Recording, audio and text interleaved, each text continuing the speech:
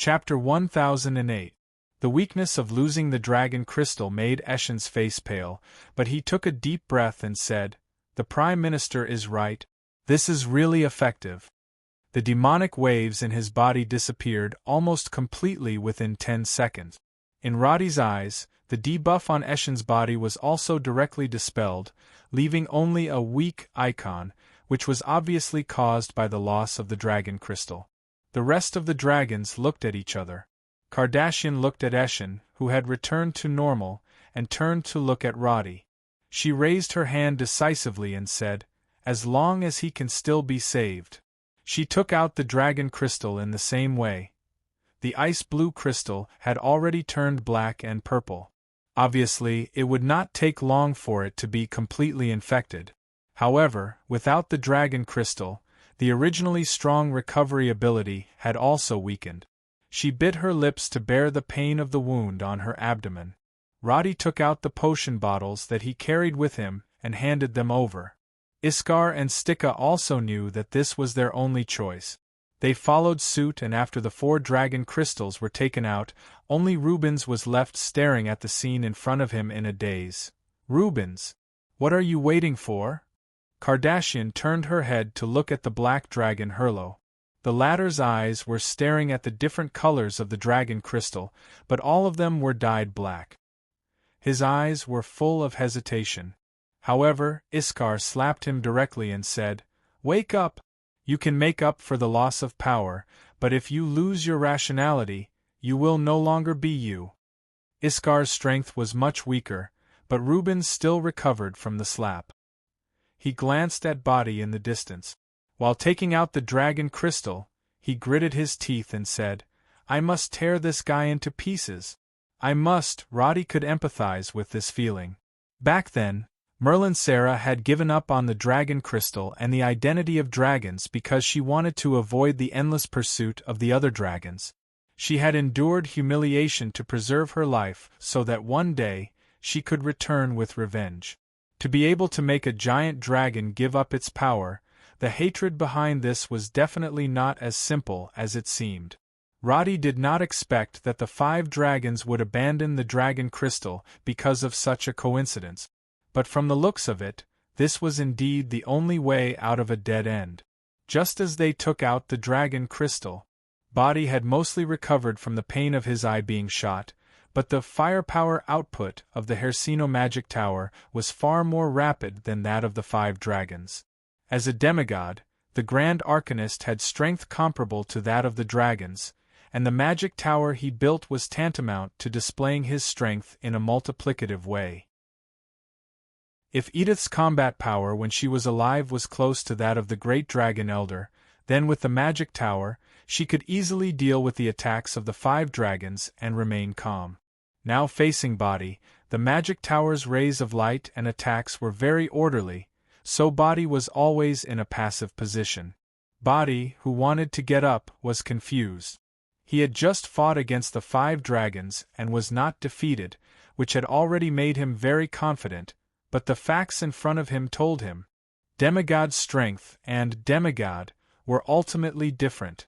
This was like giving a powerful crystal cannon to a 3-year-old child. It was easy to pull the trigger, but where to aim was a big problem. Body was knocked back and forth by the arcane technique field attacks coming from all directions. He howled as he tried to defend himself, but his hands kept hitting thin air. Although Edith was in a soul state, her combat experience was still there. In the face of this nouveau riche opponent, she was like a patient hunter, slowly exhausting him. She also knew that it was difficult for the magic tower's strongest attack to cause fatal damage to the opponent, so she could only wait for the opportunity to find a flaw. However, in order to exhaust the monster in front of her, while she was controlling the magic tower, she also began to project, according to Roddy's method. The dragons who were resting in the entertainment area, ward area, and even the canteen suddenly saw the situation outside the magic tower from the crystal slabs around them. At first, they looked confused, But when they saw the 5 dragons not far away taking out the dragon crystal to protect themselves, these dragons who used to be laughing and joking around instantly quietened down. Quio and Morales quickly asked. When they heard Edith's explanation, they immediately found the 18 strongest dragons and went straight to the core room, standing on the magic circle to provide energy to the magic tower. Outside the door, the rest of the dragons were also ready, waiting to be replaced at any time. After solving the energy problem, the Hercino magic tower's attack immediately became fierce. Body seemed to be imprisoned in an invisible cage, unable to advance or retreat, and his struggle was futile. Facing the multifaceted arcane force field that was squeezing in front of and behind him, he seemed to have endless strength. As he swung his fists randomly, the sound of elements breaking rang like muffled thunder. However, every step he took to get closer to the magic tower took more than 10 seconds. And only 60 or 70 meters away from him, Roddy was helping Kardashian, whose abdomen was seriously injured, to stand up and said, "Run as far as you can. The farther, the better." Rubens was the most seriously injured. One of his arms was broken, and his upper body was full of open wounds. But because his legs were fine, it was not a problem for him to escape at this time. Stika and Eshin were in a bad state because their dragon crystal was only taken out after they were completely infected. At this time, they were so weak that they could barely stand. Seeing this, Iskar directly carried Stika on his back and said, "Let's go." Eshin was carried by Rubens, and Kardashian could not even stand straight because of the serious injury on her abdomen. Roddy felt that the 5 dragon crystals should not be near Body, so he picked them up and stuffed them into the arrow quiver that he carried with him. Then, he directly carried Kardashian by the waist. In this situation, the other dragons did not think much and quickly ran away from Body. The surrounding trees had all fallen and broken in the explosion. In the open field of vision, the figures of Roddy and the others were very conspicuous. But at this time, Body had completely lost his mind. He did not pay attention to the people who had just fought with him. All he wanted to do was to destroy the Hercino magic tower not far in front of him. Damn it! Damn it! He waved his fists frantically, hitting the invisible arcane force field in front of him in vain. However, at a certain moment, Body's fist suddenly lit up with a purple light. With a buzz, the polygonal arcane force field that he touched instantly disintegrated. This scene made Edith, who was in the magic tower, immediately narrow her eyes. Standing on the magic circle, Kyo looked at the crystal wall and exclaimed, "The power of the law? Has he broken through the barrier of demigods?" Morales shook his head and said, "No, he has not completely mastered it." On the screen, Body also stood there for a few seconds. When Edith controlled another square arcane force field and smashed it towards him, he raised his fist to hit it again, but was forced back a step by the recoil. Chapter 1009. Because he did not resist Edith's attack, Body's head and body were injured one after another, and his huge body was blasted backward. But after being hit for more than 10 seconds, he condensed a purple light in his palm again. As he waved his hand forward, the arcane spell that was flashing in the air instantly collapsed. Ha! Ha! Body did not know what it was, but he still excitedly moved forward. The strength that Edith had been holding back suddenly burst out, and the whole battlefield was as bright as day. 5 huge light balls floated around the magic tower, each with a different halo and elemental power. This was obviously the effect of the 5 dragons condensed. The attack that carried the power of the dragons was unleashed, and the next moment, the light balls directly fell and hit Body's body. Even Roddy and the others who had run 100 meters away could only choose to lie on the ground in the face of such a powerful attack. Rubens quickly controlled the earth element to build a low wall for everyone. Kardashian in Roddy's arms raised her hand to strengthen the wall with frost magic, but before it could completely solidify, the shock wave carried a large amount of debris and hit everyone. Roddy hugged Kardashian tightly in his arms, using his body to block countless debris and stones for her. Because of the disappearance of the dragon crystal, Reuben's and Kardashian's magic power was greatly reduced, and the strength of the temporarily condensed bunker could not even withstand the shock wave, and it collapsed on the spot. But it did block the most powerful shock wave. After the aftermath dissipated, Roddy only felt a burning pain in his back. He propped himself up with his arms and found that the people around him were almost buried in a mess of stones and wood, but because Kardashian blocked the shock wave, she looked safe and sound. He breathed a sigh of relief, and then found that Kardashian was looking straight at him, which scared Roddy. "Bear with the pain, the reinforcements are coming." But as soon as he said that, a series of explosions came again.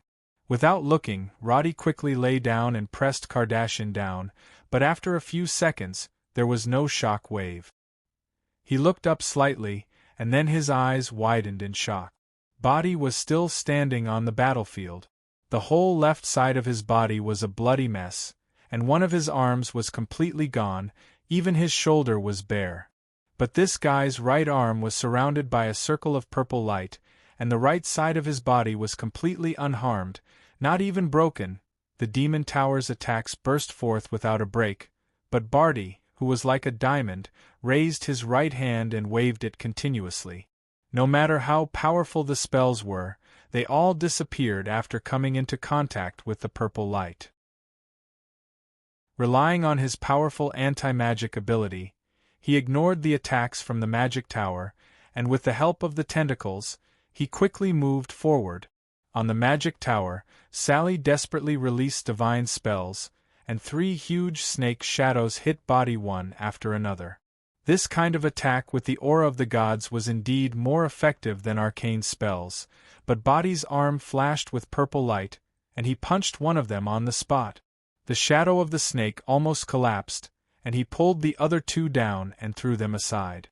Then Body's behavior was even crazier. He directly stepped on the platform that Rubens lifted with the power of the elements, and his huge body suddenly jumped up and slammed into the Hersino magic tower. When Edith sensed that something was wrong, she quickly used magic to lift the tower. However, Barty's attack was too sudden.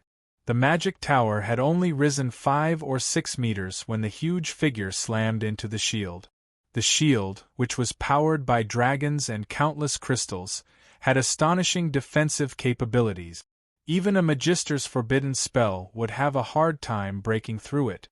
However, Barty's fist, which was flashing with purple light, broke through the shield in one blow. His huge body slammed into the bottom of the magic tower with a thud. The Hersino magic tower was not as huge as the Pasha magic tower, but because it could float in the air and had the technology of space folding, its height was only 3 or 4 times that of Body. At this time, when he hit the base, the bottom of the magic tower was immediately damaged.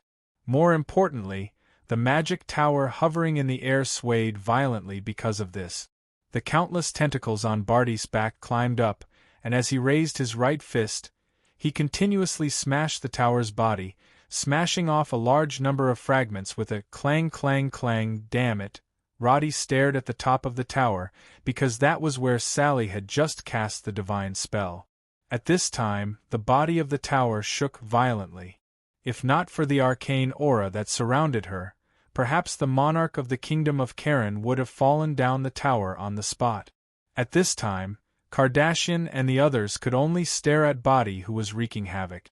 They all understood that a guy who could do whatever he wanted to the Hersino magic tower, even if they were at their peak, they would still be no match for him. However, Roddy was thinking hard about the problem. He stared at the status bar of Body for a long time, and finally found that this guy had a special buff: Sacrifice, Light of Destruction. The effect of this buff was only magic annihilation, but Roddy immediately realized that he had forgotten one thing. He also had the skill Sacrifice. Didn't he use the skill Sacrifice to destroy the crystal of the ancient behemoth? If he had used conventional means, even Edith would not have been able to do anything to the crystal. However, Sacrifice, had easily gotten rid of that demigod-level crystal. In other words, this skill was far from as simple as he had imagined.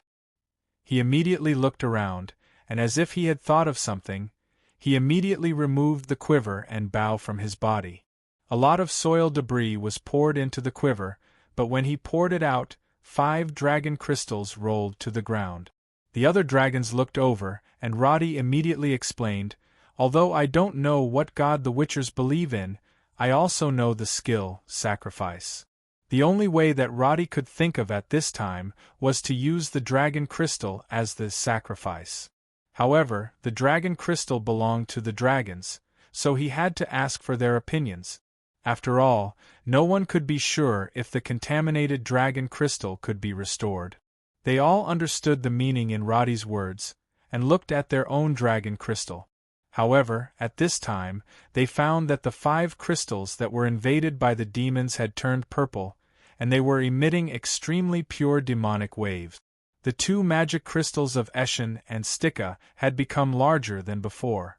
The originally smooth surface even had many tumor-like blood vessels, as if they had really become some kind of heart. The crystals of Kardashian and the others were in a similar state, and the changes were visible to the naked eye. If sacrifice can be useful, use it now. Rubens, who was leaning on the mound, held his broken left arm at this time, gritted his teeth, and said, "The magic tower can't do anything to it now. If we don't solve it quickly, I'm afraid none of us can escape today." Previously, he was the most reluctant to give up the dragon crystal, but Roddy did not expect that Rubens was the most decisive one at this time. Eshin and the others immediately responded, while Kardashian covered her abdomen and whispered, "If there is even a little effect, then our dragon crystal was not wasted." Chapter 10:10.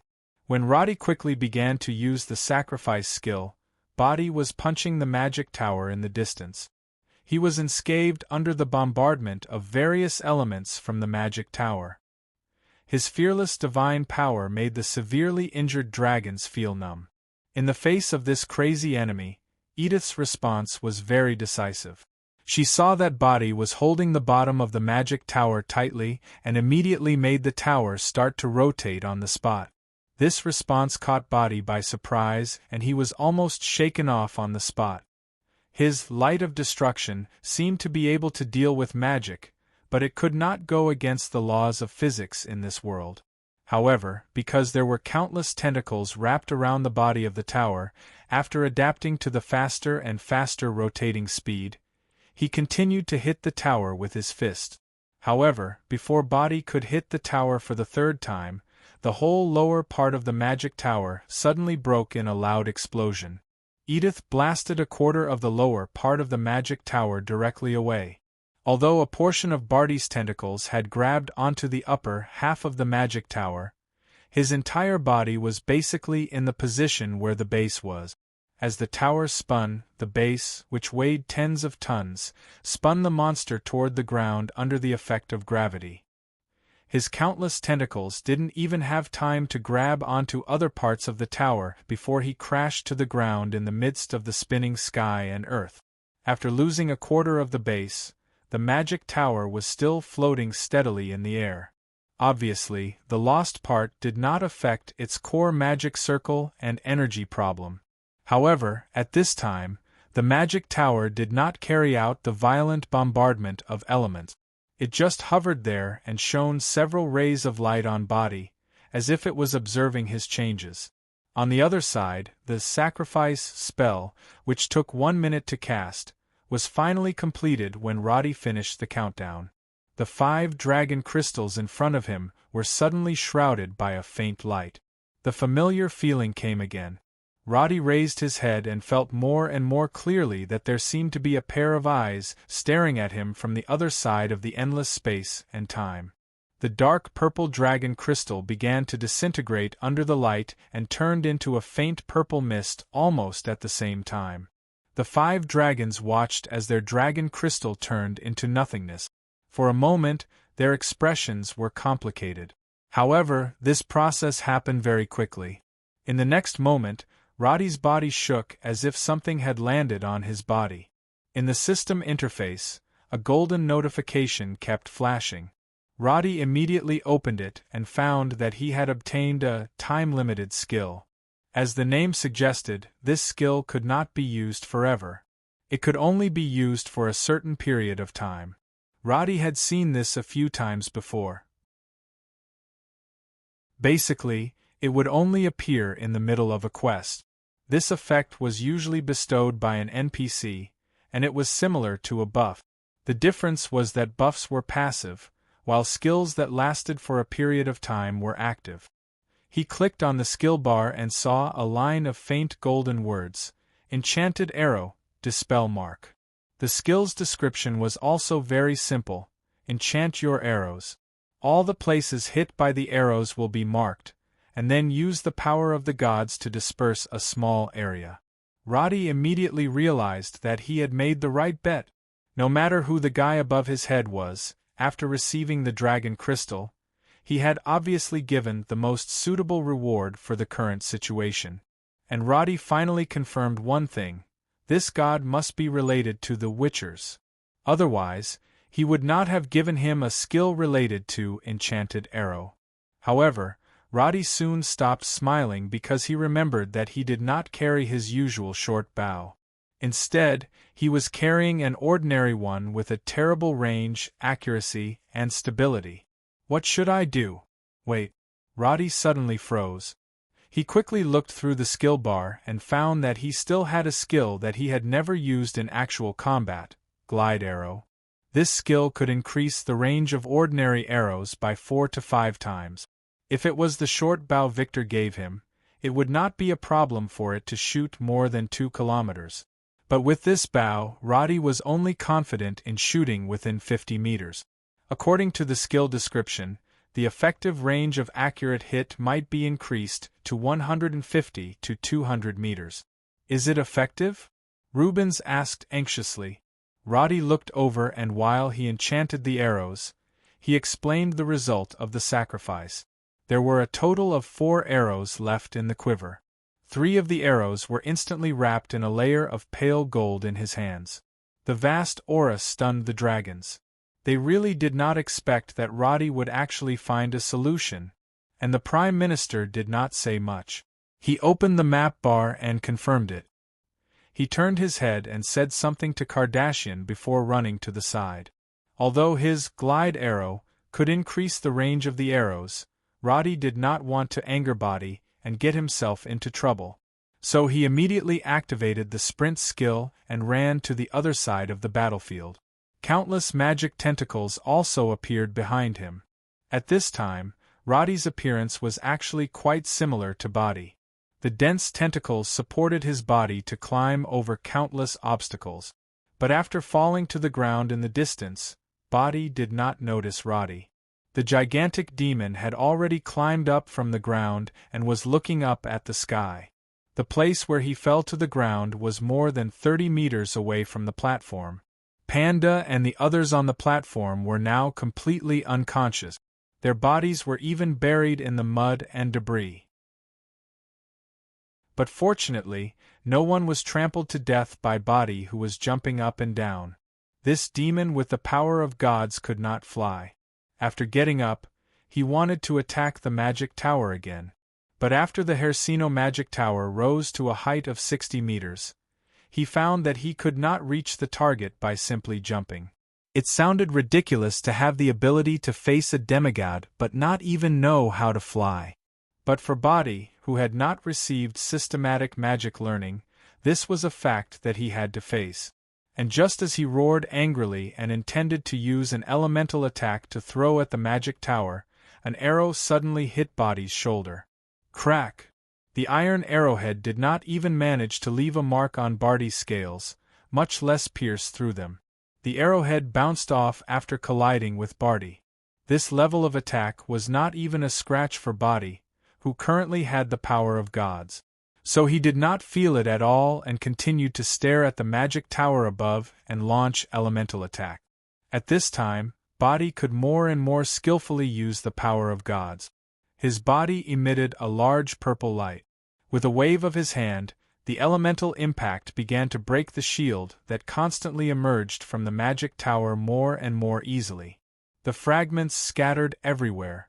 One of them even hit Rhodey's forehead, who was 100 meters away. His ice heart's effect was no longer able to provide the protection of a shield. As a result, the stone directly cut a wound on his forehead. Chapter 10-11. With an unfamiliar bow and unfamiliar skills, Roddy could not guarantee that his first arrow would hit the target, so he used the only unenchanted arrow to test it out. The quality of the bow in his hand was rubbish, and the main point was that the stability of the bow was extremely poor. To shoot a target 100 meters away, due to the low pull, he had to use a high angle to shoot. Once he used high angle, it meant that the speed of the arrow would decrease, and at the same time, the crosswind would affect the hit rate. Fortunately, the glide arrow skill greatly reduced the curve of the arrow, but the unmatched curve of the arrow still caused the arrow to sway and deviate in the air. At a distance of 100 meters, any slight error would be magnified infinitely. Even with Roddy's archery skills, the arrow still missed the target by about 5 meters. If not for Body's huge body, his arrow would not have hit the target. At this time, the short bow was drawn again, his fingers feeling the tension of the bowstring. Roddy squinted his eyes, slightly adjusted the direction of the arrow, and slowly inhaled. Just as Body raised his arm to cast another attack, a golden arrow shot out. The swaying arrow began to move forward steadily after flying for more than 20 meters. The tied tail feathers made the arrow start to spin, and invisible magic supported the arrow, stubbornly resisting gravity. After flying for 60 to 70 meters, the arrow showed signs of falling. But the distance of 100 meters still took the arrow a full 2 seconds to fly. The long flight time made it impossible for Roddy to accurately predict Body's movements, so the arrow that was originally aimed at the heart finally nailed into the opponent's waist. Poof! It was not blocked by the sturdy scale armor, but as if it had hit tofu, it completely sank into Body's body. In the next second, the vast and rapidly spreading aura caused Body to howl on the spot, kneeling on the ground in pain. He did not understand what happened, only feeling that half of his body was bone-chilling. When Body turned his head in confusion, he was hit in the cheek by Roddy's third arrow.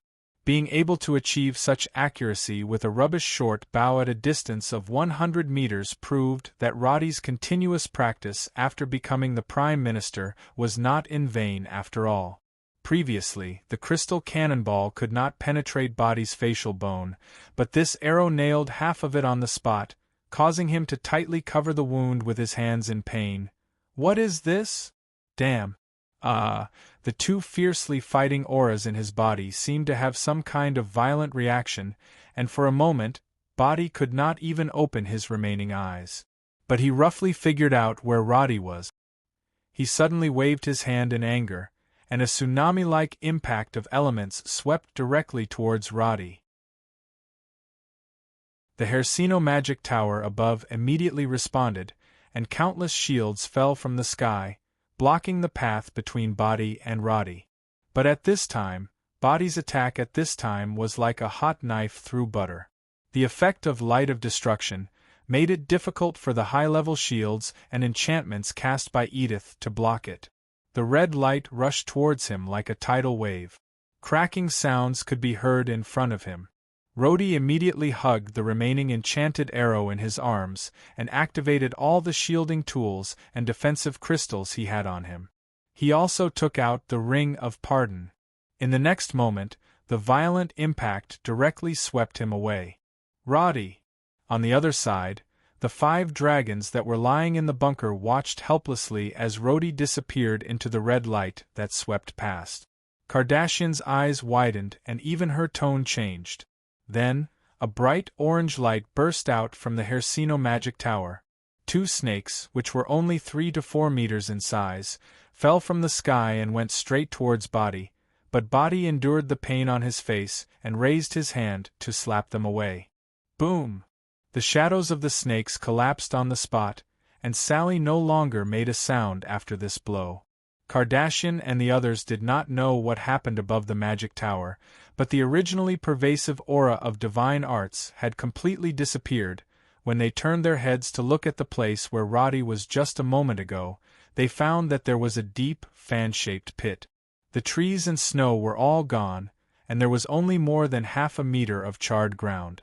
Roddy's figure had disappeared. Kardashian stared with her eyes wide open, and tears almost immediately filled her eyes. But Body's roar made her remember Roddy's words before he left. She turned her head and stared at the giant demon, and in a low voice, she chanted a spell. Although she was seriously injured and weak, her spell-casting ability was still equivalent to that of an intermediate magician. At this time, a marking spell was cast, and 2 bright circles immediately lit up on the 2 places where Body was injured, and there was a big cross symbol in the middle. This kind of spell did not have any lethality. Body looked down and then immediately roared. He wanted to pull out the arrow from his face, but when his hand touched the shaft, it was like wool touching an open flame, and black smoke immediately appeared. Body quickly retracted his hand as if he had been electrocuted, but he quickly endured the pain and pulled out the arrow that was like a toothpick to him. His fingertips that pinched the arrow were charred because of the existence of the golden light.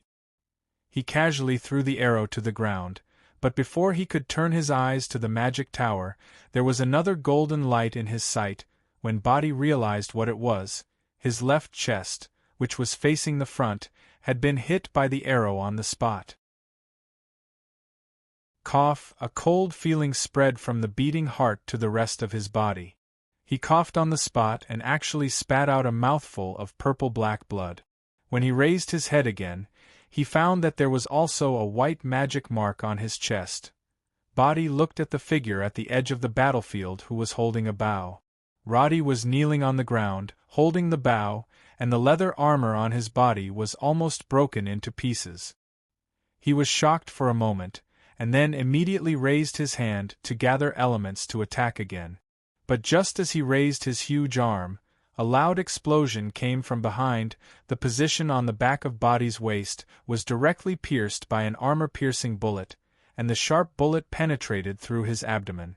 The burning pain made him suddenly turn his head, only to find that on the half-collapsed circular platform behind him, Natha, who had somehow recovered her consciousness, was holding a crystal cannon, aiming at him and pulling the trigger. Bang, bang, bang! The crosshair was aimed at his chest, and the bullet completely penetrated his chest. Before Body could react, it had completely penetrated his heart. At the same time, the light from the Hersino magic tower condensed from the top of the tower, and after a few seconds, it hit Body fiercely. This time, the giant demon was finally unable to resist the magic damage. The light first hit his head, and when Body raised his hand to block it, the light beam quickly moved down, and the gushing energy beam went straight through Body's body, bombarding the ground after the spell. Chapter 10-12. Body was still standing there. The illumination spell cast by Kardashian was gradually weakening, but Iskar and the others could see that this behemoth-like demon was now exhausted. There was a huge hole with a diameter of 3 meters on his left chest, which ran diagonally through his whole body. The purple mist around him had completely disappeared. Body's face was scorched black and full of cracks. At this time, only his mouth was slightly trembling. Bang! An armor-piercing shell penetrated his head and smashed Body's skull on the spot. Natha clenched her teeth and kept pulling the trigger. Her face seemed to have mostly recovered, but her neck and shoulders were still covered in dark green scales. Her powerful arms were suppressing the huge recoil of the crystal cannon, as if she were trying to shoot out all the cannonballs in the magazine in one breath. Body's defense was rapidly weakening. After his head was hit for the 5th time, his huge head was almost directly blown off by the armor-piercing shell. In the midst of the brains splashing, this huge demon slumped to the ground. His heavy body even caused a corner of the platform where Natha was standing to collapse again. His muscular body quickly shrunk, as if his nutrients were sucked dry by some strange force. Black smoke began to spread around, and the power that originated from the gods also faded. In less than 10 seconds, Body had turned into a huge mummy. His skin and flesh had dried up and turned black, and there were even pieces like embers floating in the air. At the same time, the Hersino magic tower was recharged with energy, and the tottering magic tower finally landed not far away. But Natha did not let down her guard. She was still holding the crystal cannon. After confirming that Body was no longer breathing, she turned her head and looked behind her. Panda and the others were still alive, but their ears were bleeding because of the violent impact. The demonic aura in her body should be under control, but when she looked down, she saw her mutated limbs and skin. This mutation made her feel that her body was full of strength, but the unnatural image brought about an indescribable panic. She swallowed her saliva and quickly looked at the other side of the battlefield. When she saw Roddy standing there with his clothes that looked like strips of cloth, she heaved a sigh of relief and sat down on the ground. The Hersino magic tower began to scan the battlefield with rays of light. After confirming that the demonic aura in the surroundings had disappeared, more than 10 dragons flew out from the top of the tower. They immediately landed around the bunker where Kardashian and the others were hiding, wanting to check on the condition of the 5 dragons. However, the 5 of them, including Rubens, stood up and waved their hands to reject their fellow clansmen's concern. They then collectively walked towards Roddy's position. The night sky was once again illuminated by the illumination spell cast by the magic tower. Under the light, Roddy's appearance looked quite frightening. The leather armor on his body had been completely shattered, leaving only the inner lining that was originally used as an undergarment.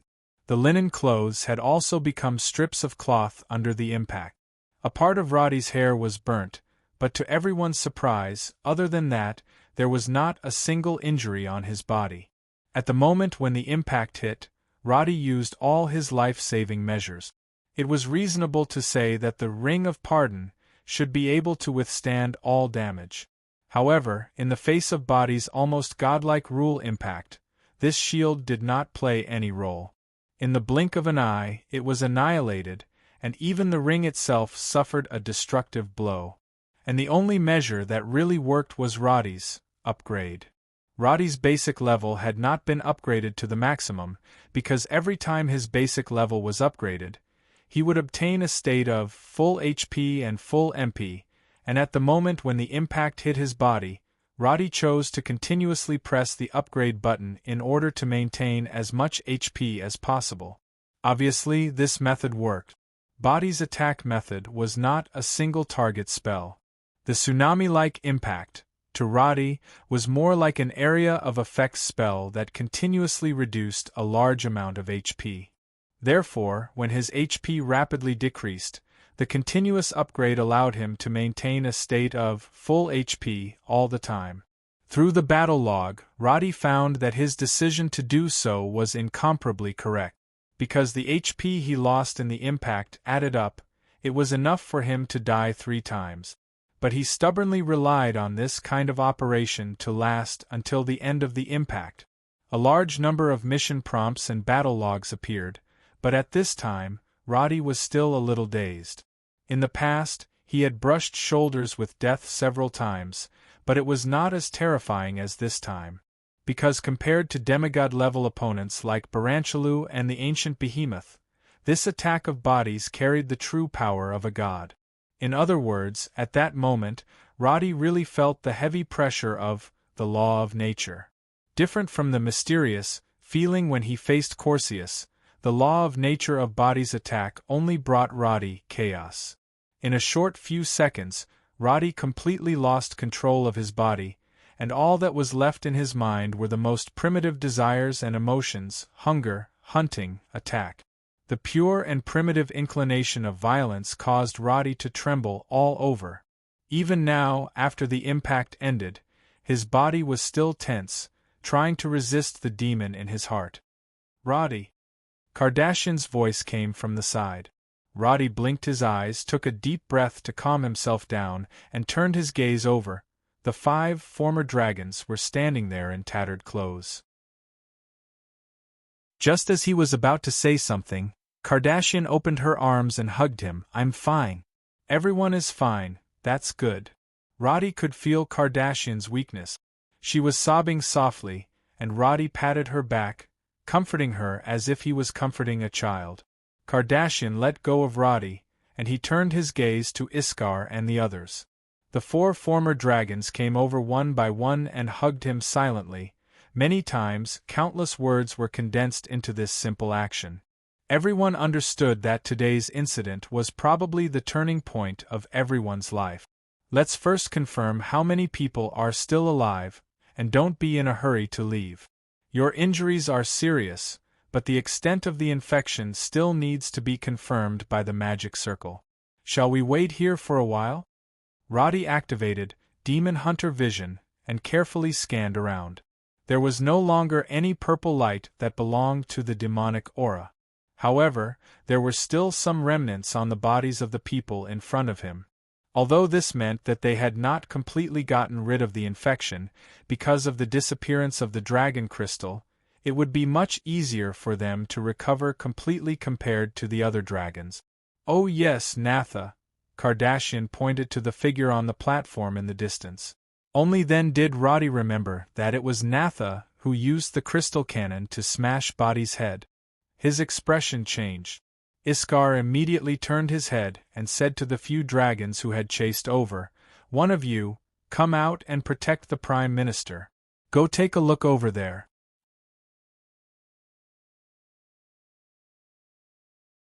Chapter 10:13. After the battle, Natha found that she did not consume much physical strength.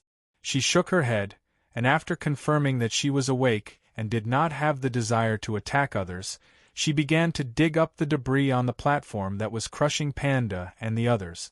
The battlefield quieted down, and at this time, there was only the whistling sound of the wind. When Roddy jumped onto the platform, Natha had already dragged Panda, DeWitt and the others out. All of them had blood coming out of their eardrums, and there were many small wounds on their bodies. At this time, all of them were unconscious, but fortunately their breathing was stable, and they were all still alive. Hearing the movement behind her, Natha slowly turned around. She had already realized that her senses had become more sensitive than before, but after the mutation, Natha bore a great psychological burden, even to the extent that she did not dare to look directly at Roddy for a moment. But in the next second she, who had her head lowered, widened her eyes in shock, because Roddy directly walked over and hugged her body. "It's good that you're fine, don't worry about anything else." Natha's body was tense, and she stood there like a fool. "It will get better."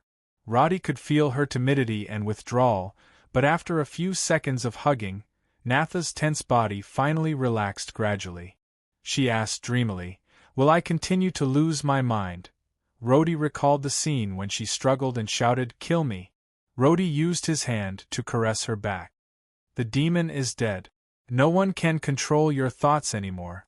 In fact, no one knew what caused this chaotic scene in front of them, but with his words, Natha was like a drowning person who had found a piece of driftwood. No one could really face death calmly, and Roddy did not want this silly disciple to carry any burden because of this.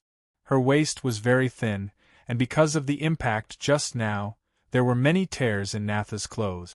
Roddy's arm could touch the dark green scales covering the surface of her limbs. It was a strange feeling, but he did not hate it. He just patted her gently and said, "If you need to rest, go to the magic tower later.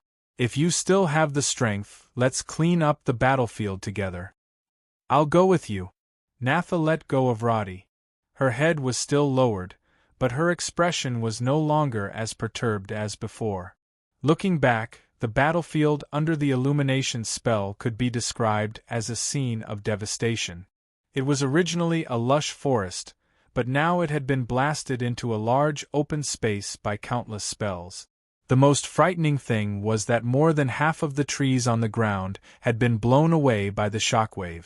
Most of the wood elves who had come with Body had absorbed it during the sacrifice and turned into powder. But those that were intercepted by Kardashian and the others with spells were still scattered everywhere. These corpses were in the same state as Body at the moment, appearing to be dried corpses, which looked very strange. Although there were no casualties in this battle, the losses were far beyond Roddy's imagination. In his system bar, the Hersino magic tower was seriously damaged. Not only was the base broken when it fell from the air, but the upper part of the tower was also broken by the impact of Body's spells. It looked incomplete. There was a long bar on the body of the tower that looked like a health bar. At this time, there was only about half of it left. In other words, Body had destroyed half of the magic tower by himself. The magic tower was the fortress of the Grand Arcanist. This degree of damage was definitely not a problem that could be solved by adding bricks and tiles. The 5 dragons had permanently lost their magic crystal, Natha's body had mutated, and it was questionable whether or not she could continue to be infected by the devil. And Roddy himself had also lost an important card. He could no longer use leveling up to recover his health. He stood on the platform and thought about these things. The dragons in the magic tower and the servants that came after them quickly began to clean up the battlefield. Kardashian and the others were quickly treated by the members of the Green Dragons, and their serious injuries quickly recovered. The corpses of the wood elves on the ground were collected one by one. Body's hill-like body was placed in the confinement sphere by Edith and taken away. After entering the magic tower, the pale Sally threw herself into Roddy's arms with tears in her eyes. The 3 vipers were all seriously injured after being defeated by Body, and the viper's kiss fell into hibernation again. Sally was also mentally injured, and at this time she was so weak that she could barely stand. Roddy was heartbroken. Fortunately, Sally had not suffered any permanent injuries, and she would recover after a period of rest. He saw that the queen could barely open her eyes, so he quickly helped her back to the bedroom to rest. After that, he returned to the core room and found the busy Edith to ask about the damage to the magic tower. Can this situation be repaired? If the dragons are willing to help, we can return to Hollier City at dawn, Prime Minister. Edith's attitude towards Roddy had also changed slightly, but at this time, no one noticed it. But to completely restore the previous state. I don't know if the materials can be gathered in this era. When the time comes, make a list. The magic tower must be repaired. Edith, it's all thanks to you this time. Roddy thanked her solemnly.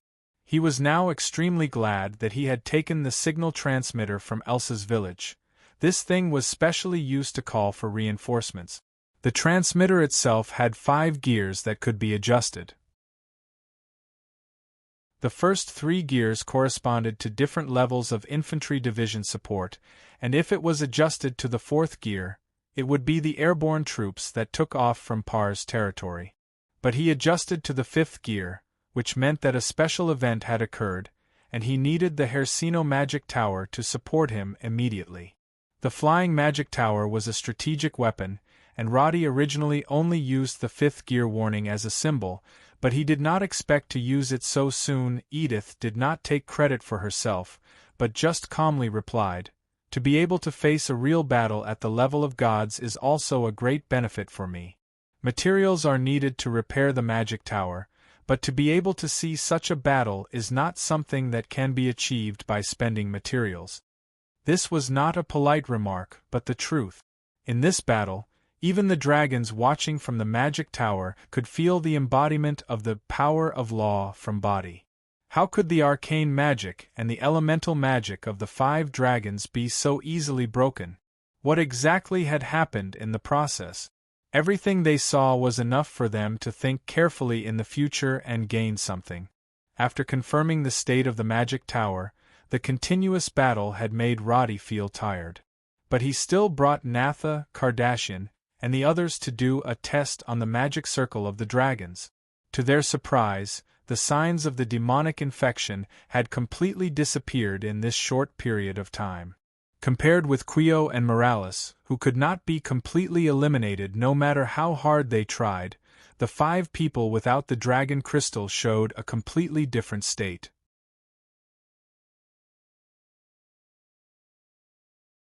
Chapter 10:14. At present, they could confirm that demonification could strengthen the target's body. Because Natha had accepted the gift from Lord Morlars, her body was equivalent to being strengthened in the state of half a dragon's. At this time, her level had inexplicably risen to the advanced level 54, and she had high agility attributes and powerful recovery abilities that ordinary people could not achieve. Roddy did not know whether this was a blessing in disguise, because in terms of strength, Natha was more than 3 times stronger than before. After these tests, Natha was relieved and sat on the side, gasping for breath. Kardashian sat on the other side and comforted her. When Sally's scepter recovers, see if it will work. But Iskar and the others next to them could not be so relieved. They sat on the side in silence. Now that there was no dragon crystal, they could not even use elements to condense clothes. Several dragons were wearing robes temporarily borrowed from the mages in the magic tower. Roddy looked at their confused and unwilling faces and whispered, "When the magic tower returns to Hollier City tomorrow morning, the lords should be almost there. When the time comes, let's listen to the lords' opinions. We have fought for so long, what we need the most is rest." This was right, but Iskar and the others could only helplessly smile. Rubens's arm had recovered.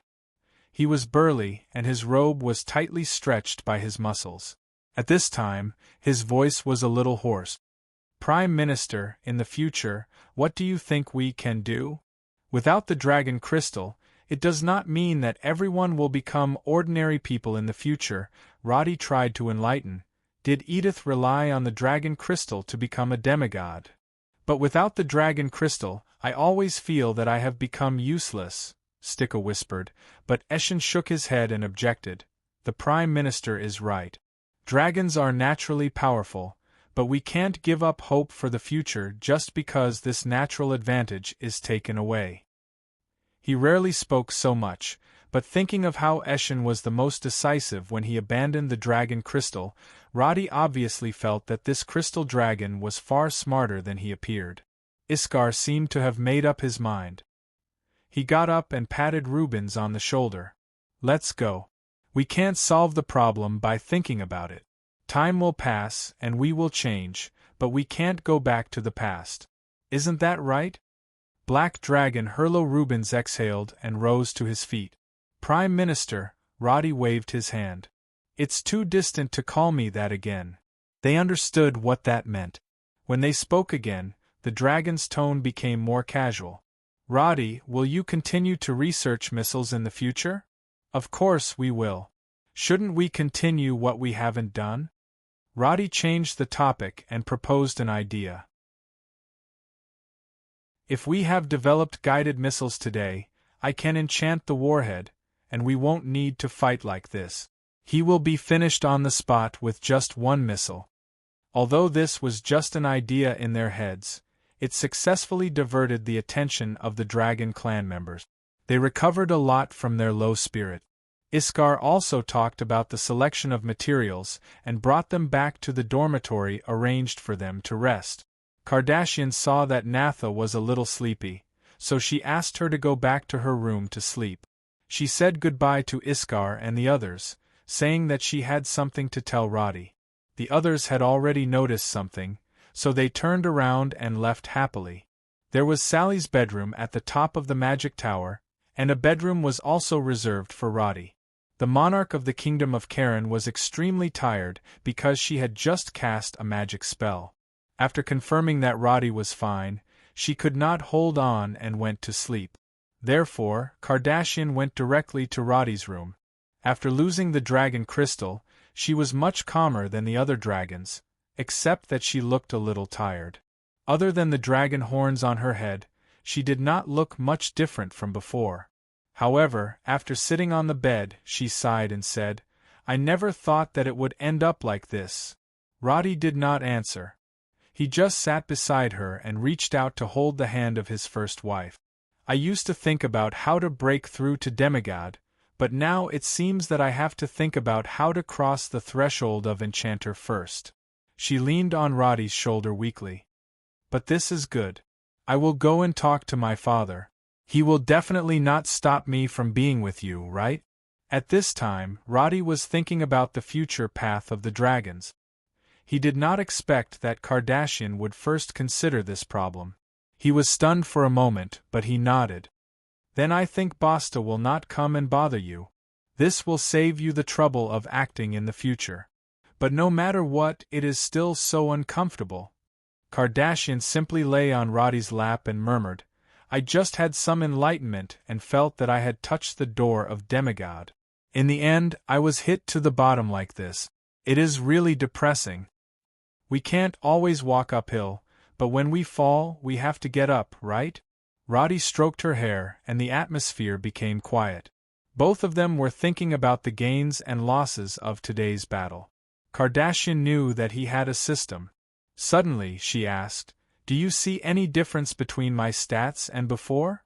I have advanced to level 29 now, but my attributes are 3 to 4 times stronger than those of the same level. Roddy could not help but think of Marinsara. After this Umbra dragon lost her dragon crystal, she directly dropped from level 60 to level 29. This kind of drop was really not something that ordinary people could accept. Then how do I advance? According to the magic caster's method? Kardashian exhaled. Without the dragon crystal's resonance, the power of draconic magic will be greatly reduced.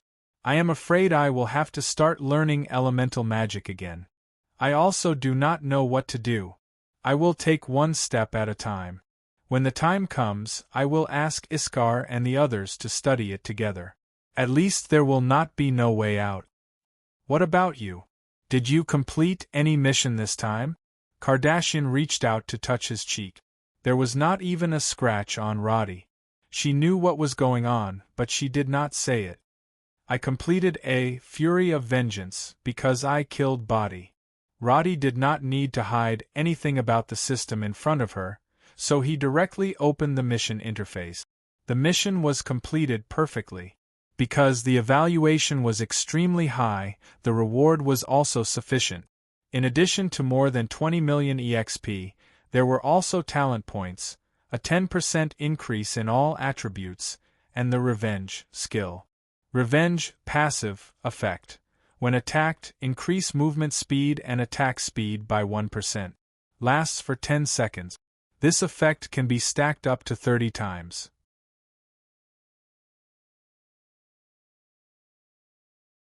Chapter 10:15.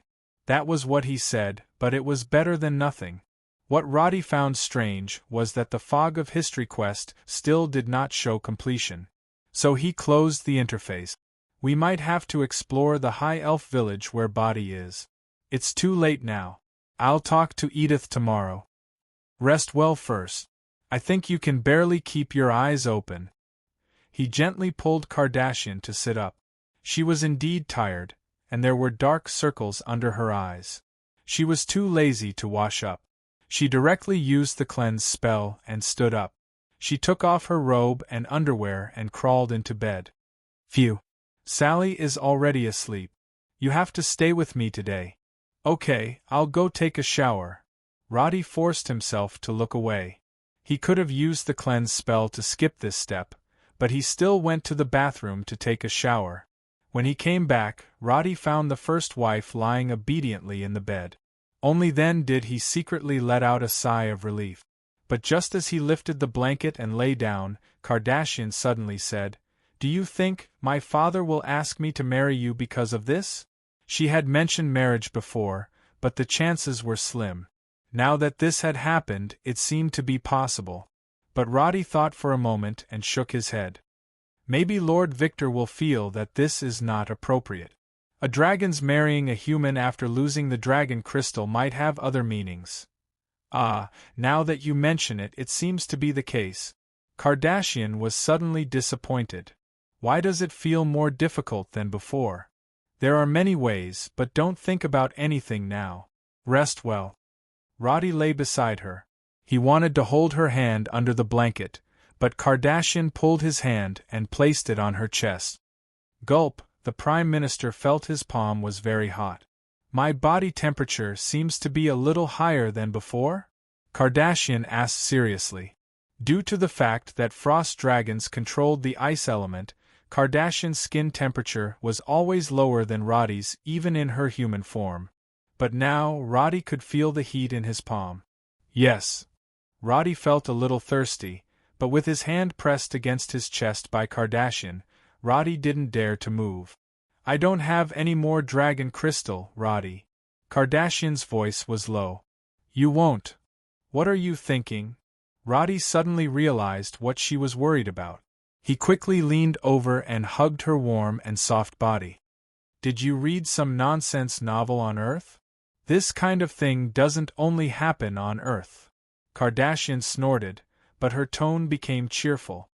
I'm suddenly thinking, losing the dragon crystal doesn't seem to be a bad thing. In this case, wouldn't the chances of getting pregnant be higher? Dragons had a low fertility rate, but humans were at the other extreme.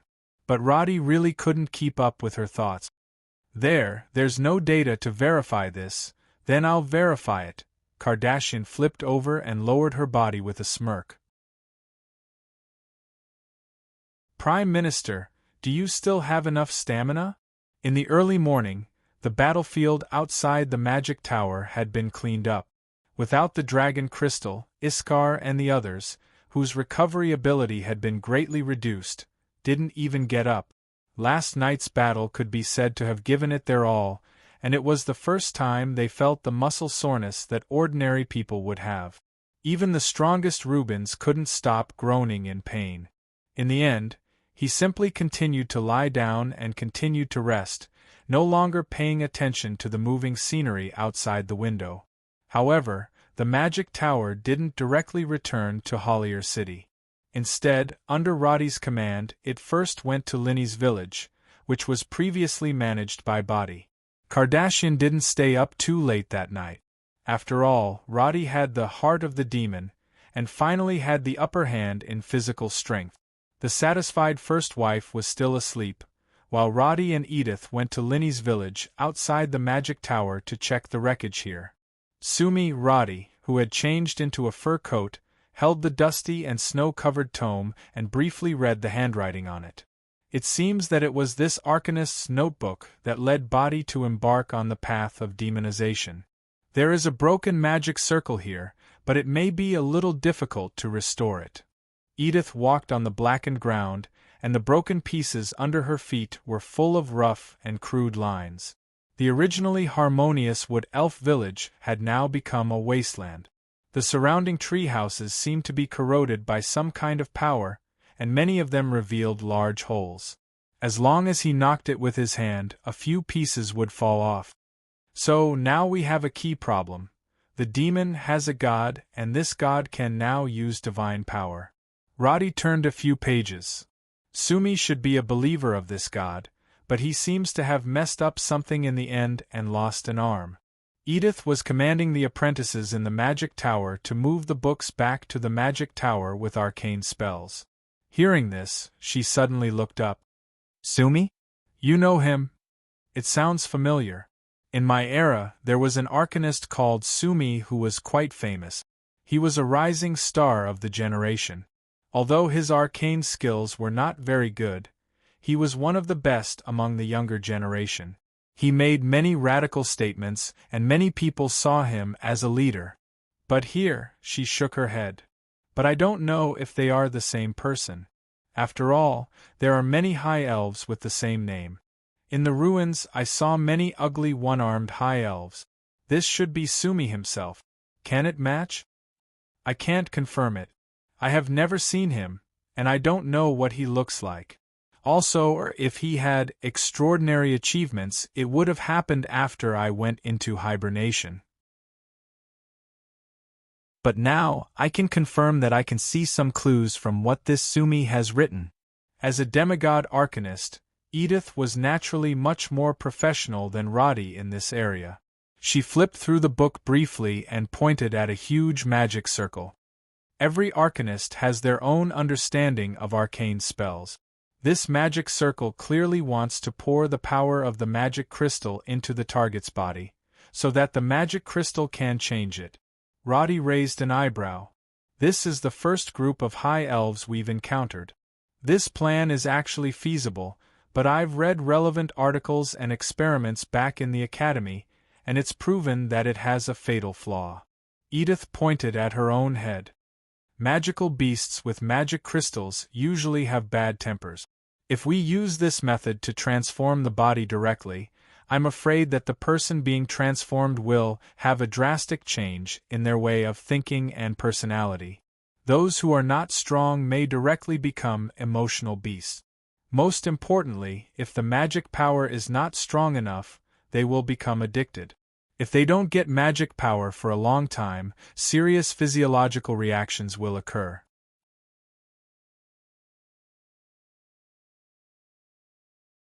Chapter 10:16. Edith's words proved that Sumi's experiments were illegal in that era.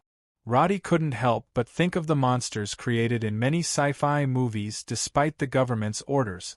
But what Sumi created was not a monster. It was probably something that even he didn't think of. Could it be that this modified guy is a demon? A strange thought suddenly occurred to Roddy. Could it be that the demons were created by the High Elves? Not invaders from other realms? There's too much evidence. It's hard to prove this guess. Edith pointed above her head.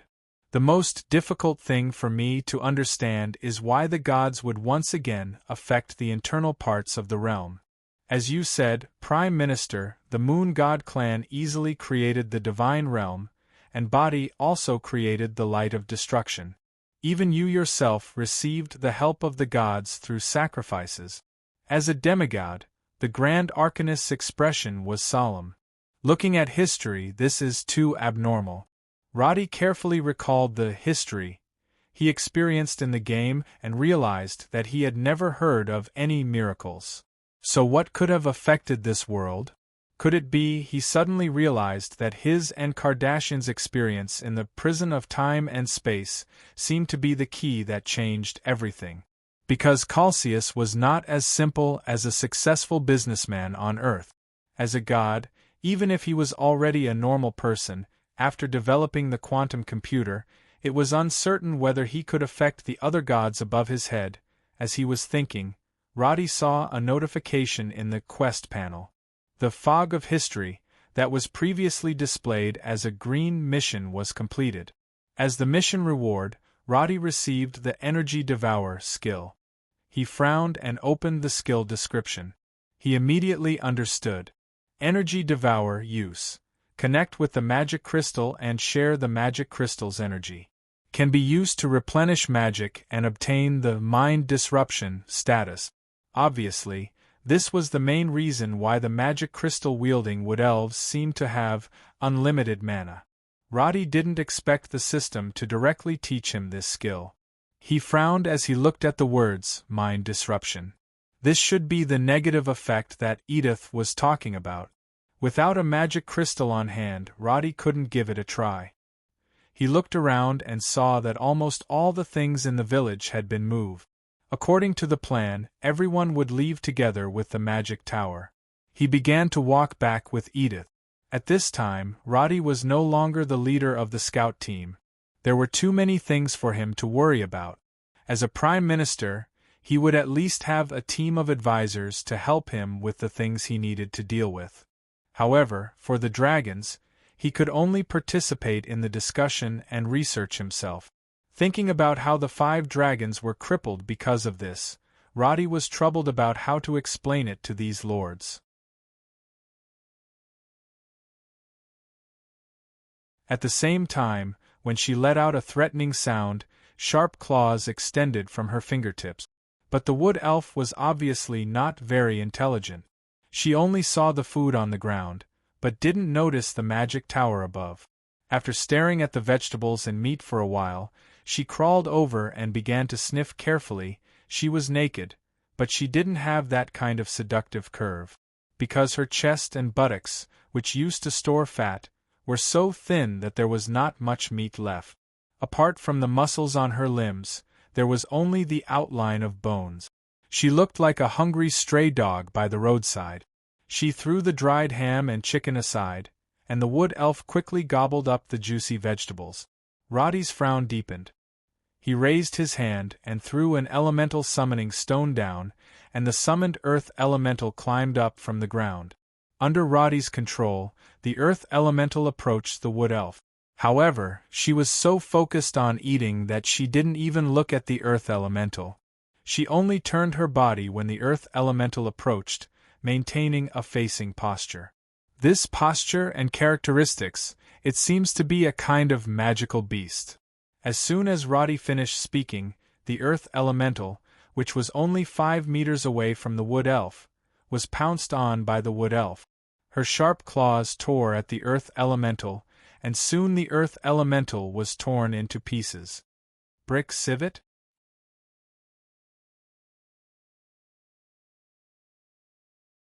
Chapter 10:17. Roddy nodded. Yes, it's this kind of magical beast. Herbivorous, gentle, and will only fight back when provoked at close range. Most importantly, this magical beast will have bone spikes on the surface of its body when it attacks. Could it be that because she was transformed by the magic crystal of this magical beast, her brain became the same as this magical beast's? Thinking of what the wood elf village had done before, Roddy and Edith could guess the possible outcome. However, Edith didn't dare to make a rash judgment. She cast several detection spells in succession to confirm that the wood elf was indeed not a threat. Capture her! Of course we have to capture her. This may be our only lead. Roddy looked at the wood elf, who went back to eating vegetables, and suddenly said, "But I have another method that we can try."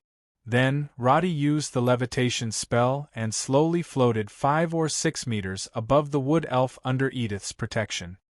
His arrival attracted the other party's attention, but the wood elf only looked up at the other bundle of vegetables in Roddy's hand and didn't show much hostility. She was probably starving.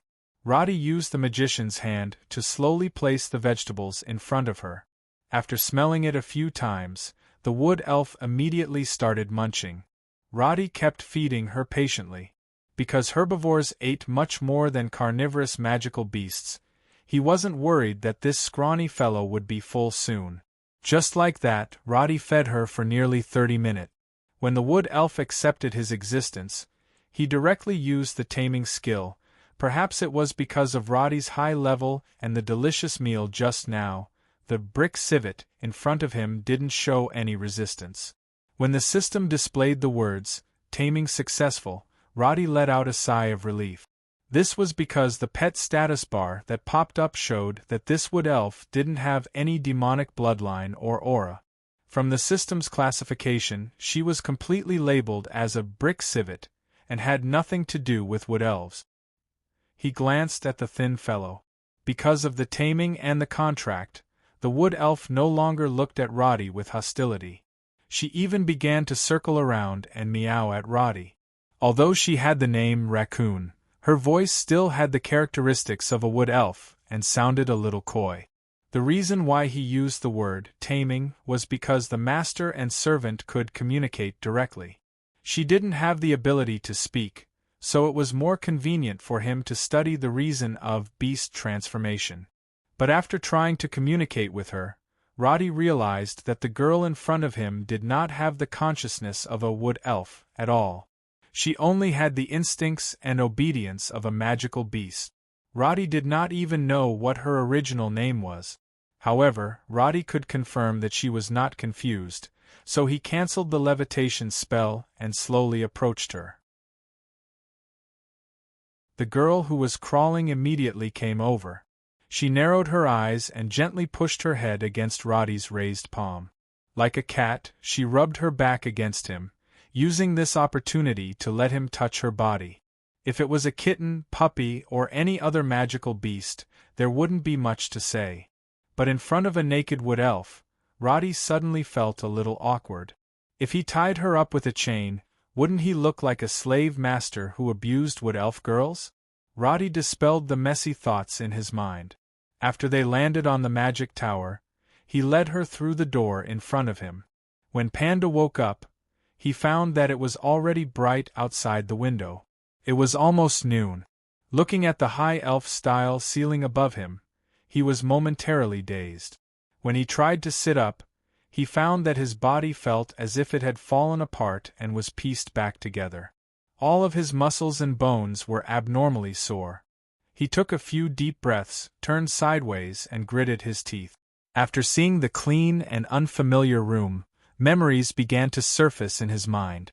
Panda suddenly realized something. He nervously swallowed his saliva and turned his head to look outside the window. The Rose Cross Monastery stood not far away. There were not many people walking on the street, but the clothes they wore were far more luxurious than those in the ordinary city. When he saw the wolf head emblem on the building not far away, Panda sighed helplessly. Hollier City. Is this the end? At this time, the door to the room was pushed open. Turning his head, Panda saw that it was the Ice Fist mercenary group's magician Lewis. The latter was wearing a brand new robe. He asked, "Priest Panda, have you just woken up?" "Yes," he responded, and immediately asked, "Our people? They're still alive, and their injuries have been healed, priest. But when I wanted to go out just now, I was told that I could only stay in this area." Lewis was not weak. As a mid-level magician, he could confidently raise his head wherever he went. But now, his voice was only a little louder than a whisper. "I just looked outside the window. This seems to be Hollier City." "Then where are we staying? It should be the Hersino Magic Tower." Panda let out a sigh. With his original identity, his current situation could not be any worse. A member of the Holy Union had fallen into Roddy's nest. If Lord Blake knew about this, he would probably give up on him. His whole body was aching, but he was also curious about the internal structure of the magic tower. As a descendant of the High Elves, he naturally knew more than anyone else what this magic tower meant. So, Panda forced himself to walk out, and Lewis came over to help him. When the two walked out of the corridor, they could see the vast structure of the magic tower. They did not witness the aftermath of the battle last night, but the destructive aura before they fainted was still fresh in their memory. Now, looking at the exquisite and mysterious wall, the two did not speak for a while. They looked left and right in a daze. At this time, DeWitt walked out from the side with his hand on the wall. He saw the two and greeted them. The thick-headed mercenary captain was puzzled. Why didn't they let us go out of the magic tower? What right do they have to detain us? Captain, I think we should keep a low profile here. As soon as Lewis finished speaking, he turned his gaze to the other side. DeWitt followed his gaze and found that a figure had appeared behind him. It was as if Edith had teleported behind them. Her beautiful face and ears that were different from humans made DeWitt realize that she was not human. The mercenary was so scared that he took a step back. "You? Who are you?" "Edith, a mage of the Hersino Magic Tower. The one who appeared here was naturally the illusion of the Grand Arcanist." She would not look down on a boorish person like DeWitt. She just smiled and nodded, then looked at Panda. "I have heard about your performance from the Prime Minister. Priest Panda, or should I say, Arcanist Panda, if possible, the Prime Minister would like to have a talk with the Holy Union. What do you think?"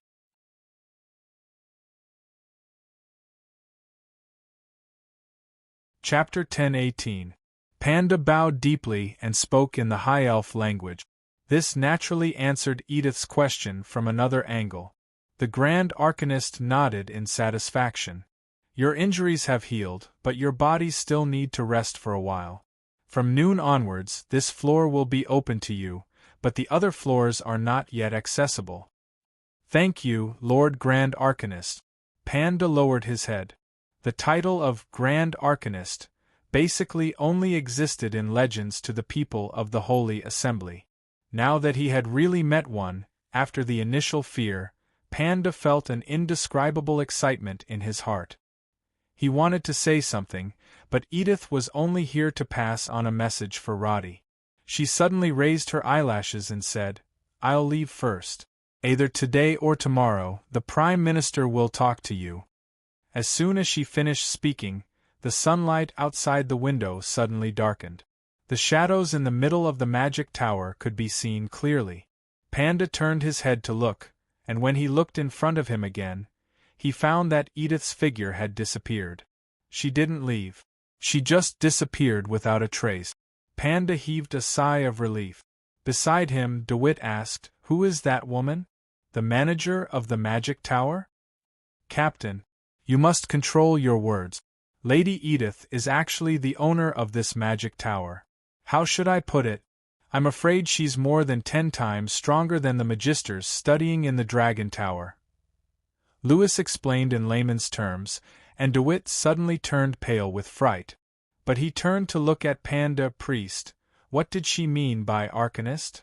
Before Panda could answer, a large shadow appeared outside the window again. But this time, accompanied by a whistling sound that everyone could hear, another magician, Joseph, who was in the room next door, ran out screaming, "Dragons! Dragons! So many dragons!" He screamed and ran outside, only to find that Panda and the others were not looking at them at all. Instead, they were collectively looking down the circular corridor. Joseph didn't know what they saw. He curiously moved a few steps forward and saw a few figures suddenly flying up from the middle of the magic tower. Their aura was too terrifying. Even though they only floated in front of them for a moment, they still felt as if their bodies were frozen by magic. That is, Lewis saw the 5 figures flying past one after another. He was no stranger to their clothes and appearances. All 5 of them had once appeared on the cover of Cullen's Era. To a magician, they were the pinnacle of power in this world. Only the slow-witted Devitt wiped off the cold sweat on his forehead and asked, What exactly is going on? I really don't understand. Why did so many giant dragons appear yesterday, and who is that Charlie?" "His name isn't Charlie, but DeWitt," Lewis's voice. Lewis. "DeWitt, you mean he imitated the Prime Minister of the Kingdom, Sir Roddy?" "What's the connection?" DeWitt blurted out. Then, he suddenly opened his mouth and covered his face. **T. Just as he finished speaking, another large group of figures flew up from the bottom. They were all classic dragons. They were handsome and had 2 horns on their head. Their powerful aura wasn't any weaker than the 5 lords who had arrived before them. Even though they tried their best to suppress their dragon power, Panda and the others still felt their legs turn to jelly. They could only stand with their hands on the wall, not even bothering to wipe the sweat off their forehead. The most terrifying thing was that this scene lasted for a long time. The few of them counted. There were more than 20 to 30 dragons that had flown to the top of the pagoda. Furthermore, they included all 5 major dragon races. If I can leave this place alive, I can boast about this for the rest of my life. In the end, DeWitt simply sat on the floor. He looked at the figures flying past him and murmured in a low voice. As an arcanist, Panda exhaled slowly, bowed his head, and recited a prayer. "Oh, Styrian, what should I do?" At the top of the magic tower, the impromptu meeting had just begun. Although this meeting was short and there were no complicated ceremonies, in terms of the strength of the participants, it was even more terrifying than the one in the Imperial City. In addition to the 5 Lords of the Dragons, the elders of all the clans were basically all present. In total, there were a total of 30 powerful dragons in the Hersino Magic Tower. Including the nearly 100 young dragons already in the Magic Tower, perhaps even the dragons themselves didn't expect that they, who were originally scattered all over the continent, would have a whole clan gathering that had not happened for thousands of years. The elders were all powerful people. In terms of combat power, some of them were even stronger than the lords. This time, he had been urgently called over because what had happened last night was too sensational. In fact, there was no need for a separate notification. All the dragons with the power of a demigod had already sensed the fluctuations coming from the gods.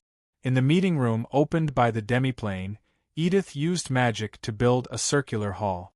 The dragons who had transformed into human forms were divided into seats in 5 areas. At this time, they were whispering to each other and discussing the trembling wood elf in front of them. The wood elf that Roddy brought back was Ariel, who had escaped after the failed transformation. However, at this time, she had forgotten what her name was. She didn't even know who she used to be. After being tamed, Roddy gave her the name Jingle. After all, her current behavior was exactly the same as the brick civet. The failure of the transformation magic circle made Jingle what she was today. Compared to her thin and muddy appearance in the morning, Jingle looked no different from a normal wood elf after the cleaning spell put on her clothes. However, facing the gaze of more than 30 dragons, she almost curled up into a ball, not even daring to raise her head.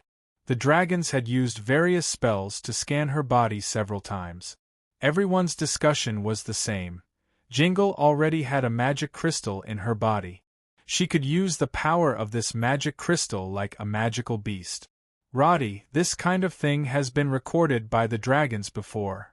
Victor sat in the first row of the ice dragon race and said with a serious expression, during the High Elves era, there were arcanists who used experiments to cause similar results.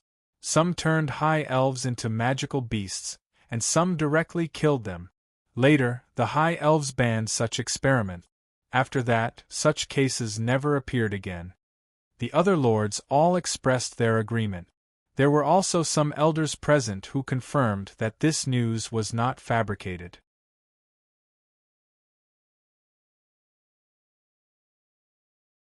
Chapter 10:19.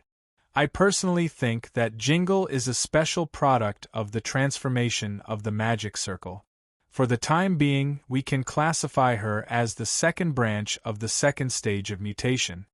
The second stage, Roddy mentioned, was an idea he had just proposed on a blackboard. He picked up the magic crystal and used the Energy Devour skill. As he established a connection with the magic crystal, the magical waves from within the crystal were released by Roddy's fingers. Although the energy waves were insignificant compared to the dragons, the discussion among the audience became more heated. The first stage is to communicate with the magic crystal and directly use its energy. My Heart of the Witcher is not affected by the magic crystal itself. However, if the Wood Elves do this, they will obviously be affected. I guess during this stage, their emotions and personalities will be affected by the magic crystal.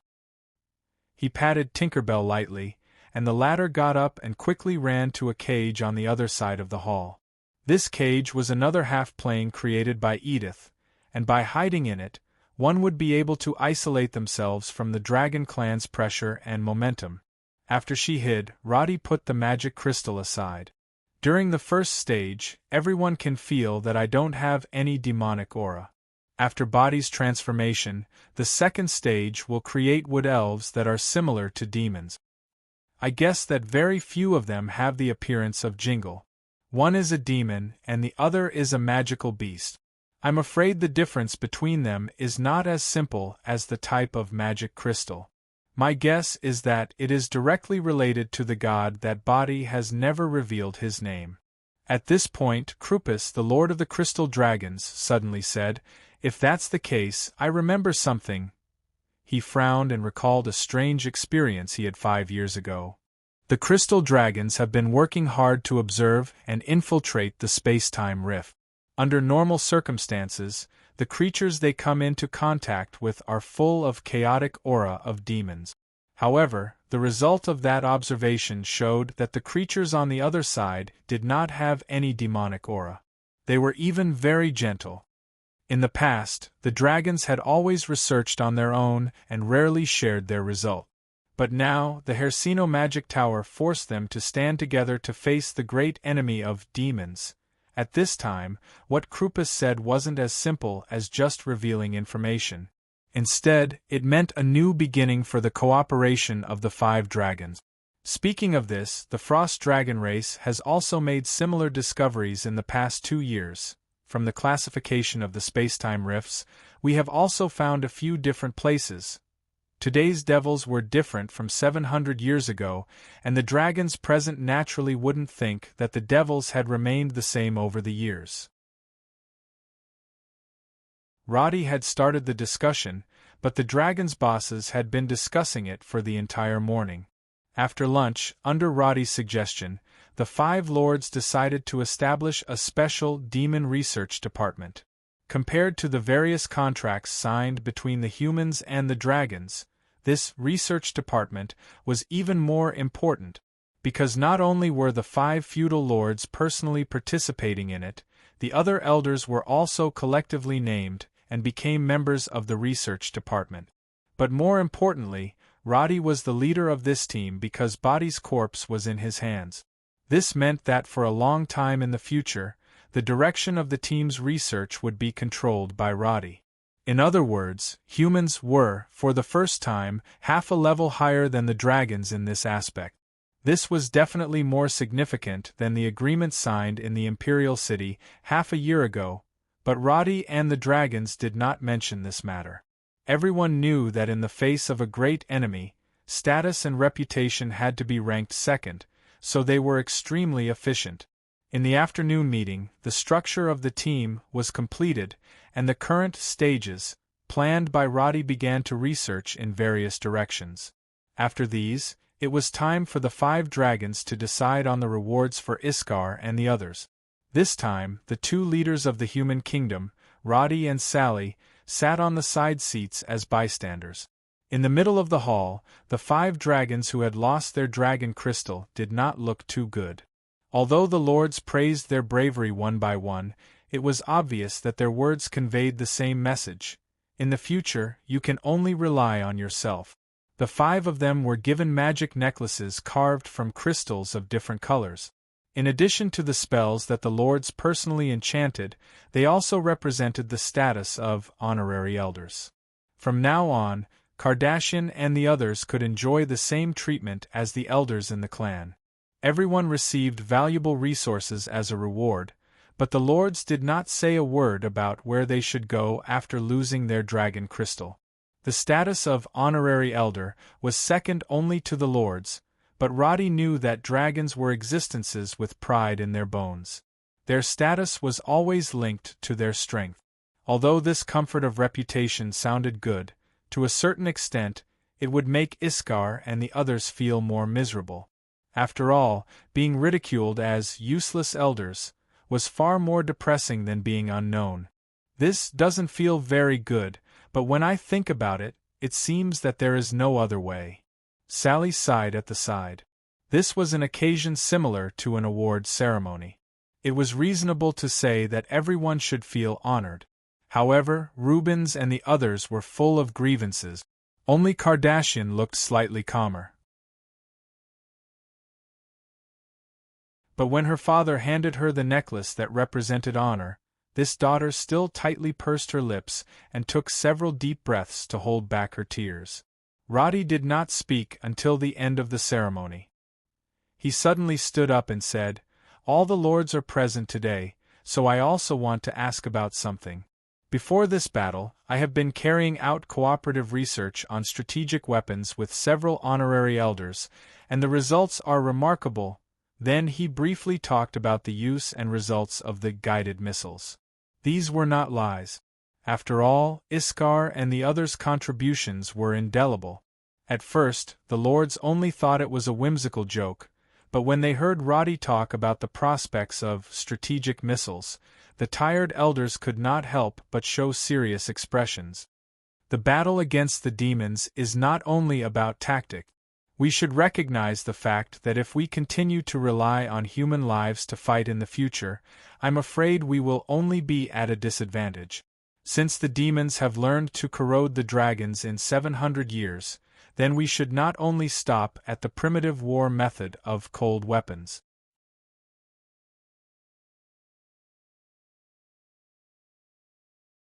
Chapter 10:20. The so-called strategic weapon is a weapon that has the ability to deter the enemy at a higher level, and even to attack the enemy's important targets on a large scale. In terms of this classification, everyone here can actually be called strategic weapons. After all, it is not an exaggeration to say that 70% of the high-end forces of the whole continent are in this conference room today. Roddy's words were not flattery. Many dragons smiled. After all, everyone liked to hear flattery. But then he changed the topic.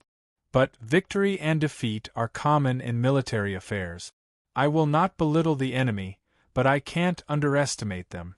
If it's possible, I hope that everyone can stay in the command room and watch as the enemy is destroyed, instead of flying out and fighting with the enemy until the last moment.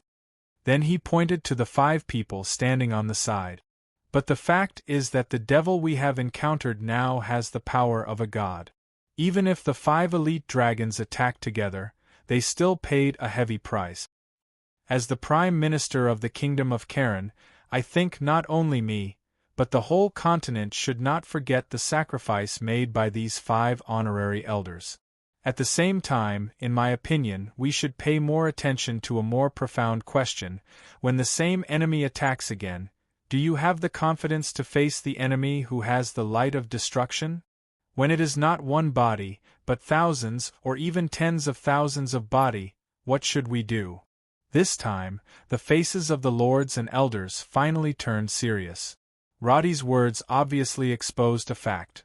In front of the power of a god, the difference between the elders and the lords and Iskar and the others was not big, because this was not a contest of energy levels. Roddy alone could not compensate them for the dragon crystal, but he could make people more deeply understand the meaning of their sacrifice on this occasion.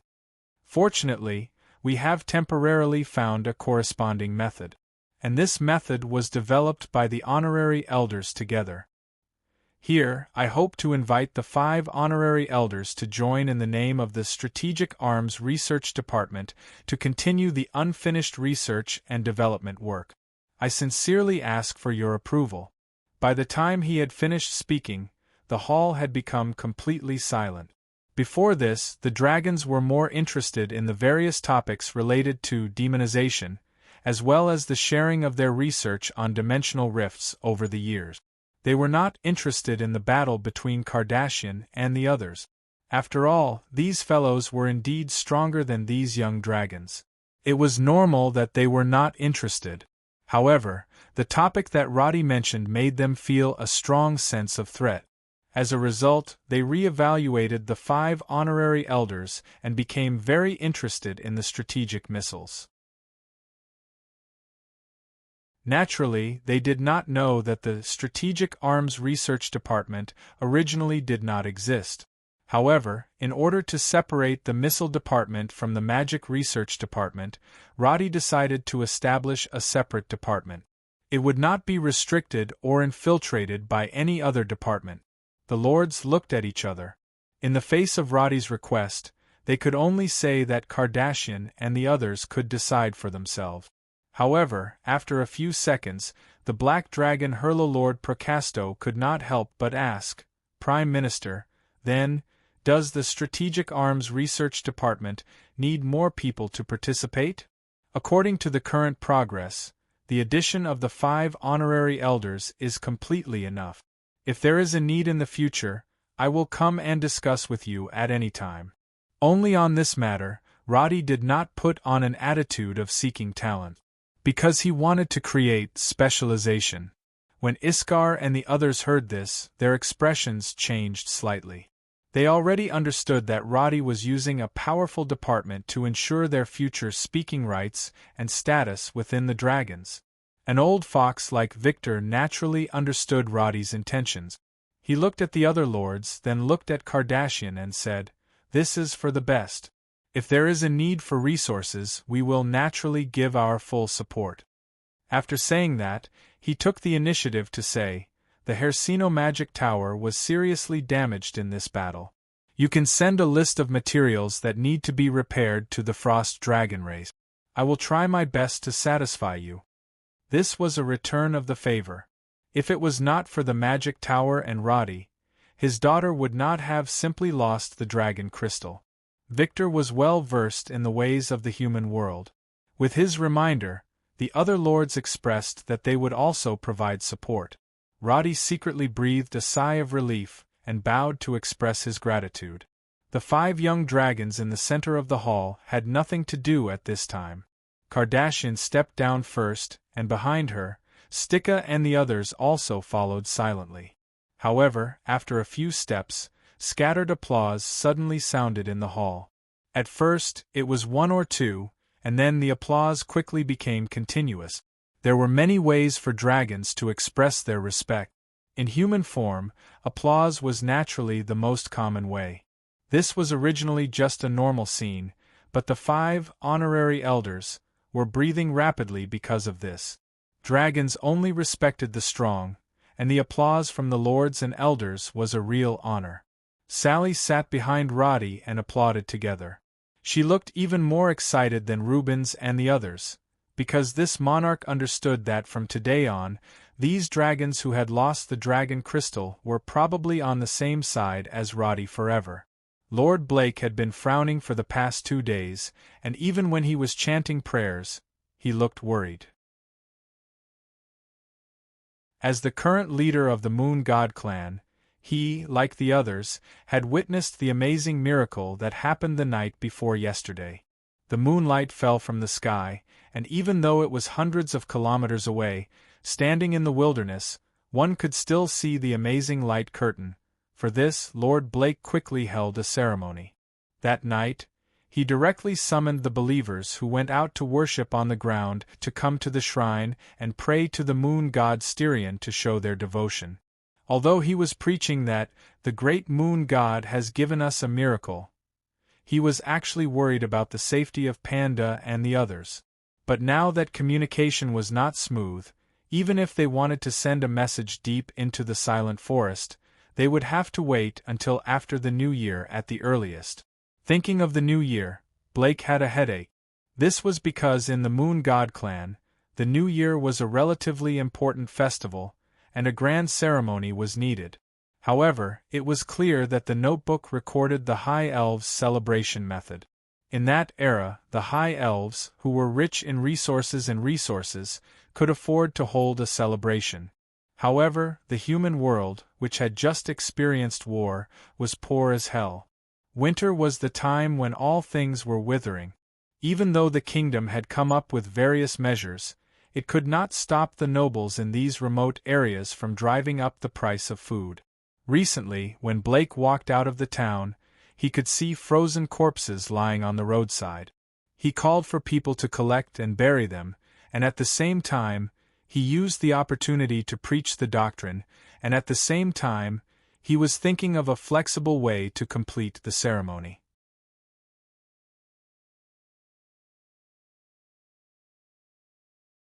Chapter 10:21. Because of the miracle that happened 2 days ago, more than half of the people in the town had become believers of the Moon God clan. During the winter, no one had much to do. Most of the time, faith was used to numb oneself. The people who were affected by the war and starving this year had no way to make the soil grow anything. Therefore, they could only pray in front of the shrine when the weather was slightly warmer at noon. Lord Blake naturally would not let go of such an opportunity. Every noon, he would constantly explain the doctrine to these illiterate believers, so that their devotion to Styrian would deepen. Blake, holding a wooden staff in his hand, walked out of the hall. Under the bright sunlight, the outdoor area was filled with believers who were bowing their bodies. He heard the priest say in front of him, "May the light of the moon god shine on the earth." More than 300 people repeated the words in unison. Then, they prostrated themselves on the ground and began to worship. Blake stood still and pulled the thick fur shawl over his shoulders. Just as he was about to speak, he suddenly stopped and slowly raised his head. The people who were kneeling suddenly felt that the sky had darkened. At first, only 1 or 2 believers quietly turned their heads to look at the sky. But with a cry of surprise, the group of people who were kneeling on the ground raised their heads uncontrollably. Then, fear was like a bomb dropped into a pond, instantly causing an uproar at the scene. People began to flee in all directions. As a result, because they were standing close together, it immediately caused countless stampede. But the next moment, the fluctuation from the sky seemed to have cast an ice magic, causing the movement of these people to collectively slow down. Boom! A loud landing sound was heard at the side of the open space, and the people who were running fell to the ground. They lay there in horror, looking up at the dragons that only appeared in the legends. Each of them trembled under the effect of dragon power. What frightened them the most was that it was not one dragons that fell from the sky, but a total of 5. "We are here to invite someone. Restrain yourself." The leading ice dragon was Basta, who had previously pursued Kardashian. Although he said so, he clearly did not take these ant-like humans seriously like Kardashian did. The same went for the other 4 companions behind him. They were all arrogant and did not completely retract their dragon's might. Instead, they maintained an aura that made people unable to lift their heads as they marched forward. Basta was considered the strongest in this group, so he could roughly guess the level of the other 4. To put it bluntly, these young dragons were different from Iskar and the others. The latter was an elite nurtured by the clan. In the future, he might even have the chance to become an elder or even a lord. As for Basta and the others, although they could not be said to be trash, they were ultimately neither qualified nor qualified. They belonged to the category of unemployed vagrants among the dragons. They were not qualified to participate in the meeting on the top floor, but they wanted to get something to do. As a result, after waiting for a long time in the Hersino Magic Tower, they were finally assigned a task: to invite the Holy Lord, Blake, to attend the meeting in Hollier City. As a member of the Dragon Clan, it did sound a little degrading to be assigned to invite a human. Therefore, when these dragons walked over, they could not wait to stick the label of superior race on their faces. The elemental clothes on them were also extremely gorgeous, completely opposite to the low-key Iskar and the others in the past. If Roddy was here, he would definitely feel that they looked familiar and respectfully called them Holy Saya. The 5 of them landed on the open space and walked toward where Blake was. The believers all over the ground were trembling, and they awkwardly moved to the side under the pressure of the dragon power. Basta did not even look at these people, and took the lead to walk forward. The other dragons behind him even lifted their feet to kick away those who could not dodge in time. Although they did not use much strength, such an attitude obviously made Blake, who was barely standing there, feel like he was facing a formidable enemy. "Basta, with this matter, your marriage is ruined, right?" Argus the Red Dragon at the back gossiped in the dragon language. Next to him, the Black Dragon Herlo said regretfully, "Tisk tsk, Kardashian is the pearl of the Ice Dragon clan, and in the end she is ruined just like that. But Basta, this is not a bad thing for you, is it? I heard that she did not get along with you before? Who did you hear that from? I almost got her." Of course, Basta could not admit this kind of thing. He pretended to be brave. "I have asked her out several times, Tsk, it is a pity that her body. Without the dragon crystal, no matter how beautiful she is, it is useless. If it were me, I would rather die directly on the battlefield." The short green dragon added, "I heard that in the future they will participate in some human research.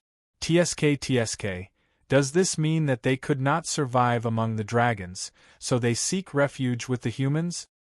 Isn't that so? This should be the only way out. Let them continue to stay in the clan, and I heard that they will also occupy the resources of the honorary elder. Damn, the lords are really generous. Thinking of those rewards, my heart is itching."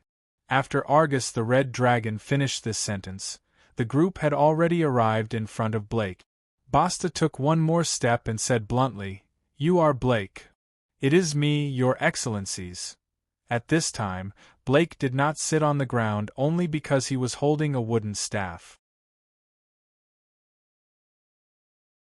His strength as a high-level arcanist was not bad, but at this time, as the Holy Lord, how could he cast arcane spells to resist the pressure of the dragons? He could only keep chanting prayers to boost his courage, and he did not dare to summon any divine power. Blake did not think that he could rely on divine power to fight against these 5 dragons. Oh, you are the one who created the Moon God clan, right? Basta dug his ear and asked impatiently. The Moon God clan has existed since the High Elves. I will give you a chance to answer again. Basta was not as patient with other humans as he was with Roddy. Blake was just the leader of an unknown religion, and the difference between him and the Prime Minister of the Kingdom of Karen and the leader of the Dragons, human alliance, was like the clouds and the mud. Blake stuttered for a long time, took a deep breath, and answered, I am. Then it is correct. Basta looked back at the other dragons and turned his gaze to Blake. You have a subordinate named Panda, right? Blake's heart was already half frozen, and his forehead was covered with cold sweat. Facing the 5 dragons, he could only bite the bullet and reply, Yes, all right. I represent, we represent the 5 dragons, and the Kingdom of Karen's monarch Sally the First, and Prime Minister Roddy to invite you to Hollier City. Basta paused at this point. He reached out and knocked his head. Just what? Anyway, we want to talk to you. Are you willing? This was obviously the Lord's instruction, but Basta and the others did not even bother to remember these few words. They only remembered that Victor had told them to be polite, so they reluctantly used a tone of inquiry. However, this kind of inquiry was a torture for Blake. He reached out to wipe his sweat and immediately agreed. No problem, Your Excellency. How do I go? Don't worry about anything else. Alright, go and get some decent clothes. Don't make it look like we are going to capture you. Basta waved his hand and looked at Blake. He asked again, Is there anything else? I want to explain to the believers. Oh, say it. Is 5 minutes enough? Basta was too lazy to be serious.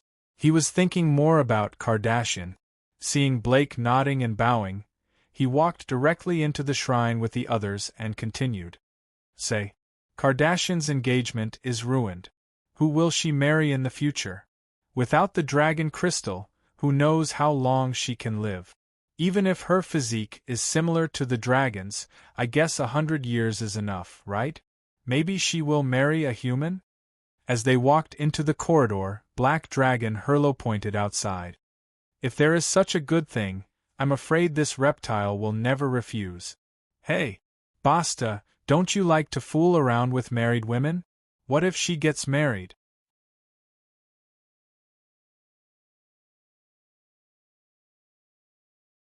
Chapter 10:22.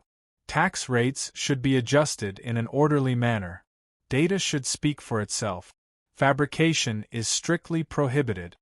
Roddy muttered as he wrote down his instructions on the document and then signed on several other pieces of paper.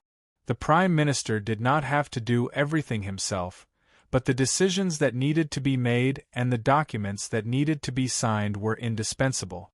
After the battle, Roddy, who was in a high position, found that there was a backlog of documents in the cabinet that needed to be processed. Therefore, during the gap between meetings, he did not forget to quickly review and sign them. In the past, he thought that the Kingdom of Karen was beyond cure, and that severe illness needed strong medicine. However, the statistics in the cold winter made him understand why there was a saying, governing a large country is like cooking a small fish. The policy itself was one thing, but the implementation was another. If the implementation was not qualified, the best policy would be useless, and the twists and turns involved in the middle could not be changed overnight by a few government decrees and documents. Therefore, he adopted the plan discussed by his aides and dealt with the main problems step by step in stages. Although this would also lead to many problems, after weighing the pros and cons, it was better this way. People suffer when they prosper, and people suffer when they perish. He had always heard this before, and now, Roddy also understood what it meant behind it. The only thing he could do was to use historical experience as much as possible to avoid the wrong approach. Although it might not always be useful, he could at least avoid some detours. After signing the documents, Roddy leaned on the chair and exhaled. He picked up the Karen era on the table. The large cover of the newspaper was a large group photo.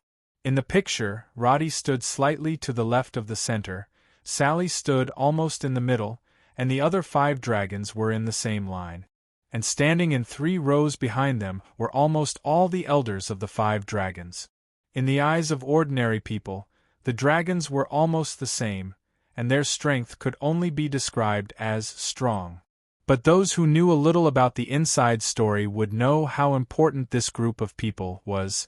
More than 70% of all the strong people on the whole continent should be standing here. In Roddy's eyes, it was similar to the famous Solvay conference on Earth. The picture of Einstein, Planck, Madame Curie, Heisenberg, Bohr, and other great physicists gathered together was even more exaggerated than the swordsmanship debate in novels. In that era, they pushed for the rapid development of quantum mechanics. In the world that Roddy lived in, Roddy and these dragons began to work together and work hard to protect this continent. The content of the newspaper was basically an announcement of the agreement reached between the Kingdom of Karen and the dragons at the conference, including information about the Strategic Arms Research Department. Roddy glanced at it, but he was more concerned about the recruitment information. With the popularization of the crystal energy circle, all kinds of machinery were developed, and the increase in food production would inevitably free up labor. When this labor was put into various factories, according to the law of the other world, it meant the beginning of the Industrial Revolution.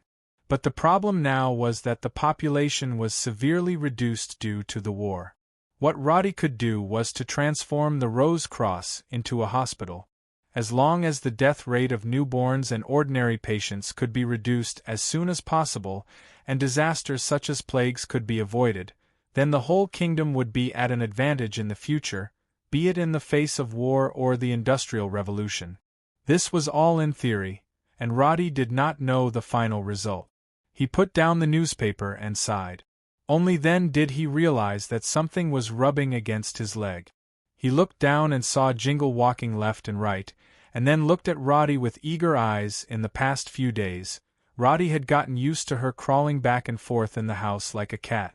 The domesticated Jingle was more obedient than the domestic pets in his impression. After all, Roddy could communicate with her telepathically. He tried to teach her to stand up and walk, or sit down and eat. Although she could barely do it under compulsion, once Roddy was not looking at her, Jingle would immediately reveal her true self, and her behavior would immediately revert to the state of a brick civet. If she was just an ordinary civet, Roddy would not have to stare at her every day. The problem was that she was a pure wood elf, so unlike other magic pets, Roddy could only keep her by his side, and see if daily communication could help her recover her original memory. "What's wrong? Hungry?" Roddy asked.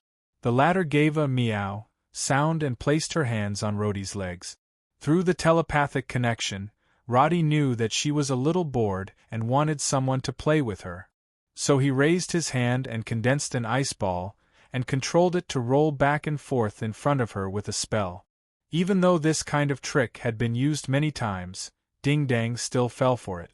Dressed in a thin shirt, she chased after the ice hockey ball. She played with Roddy for a while.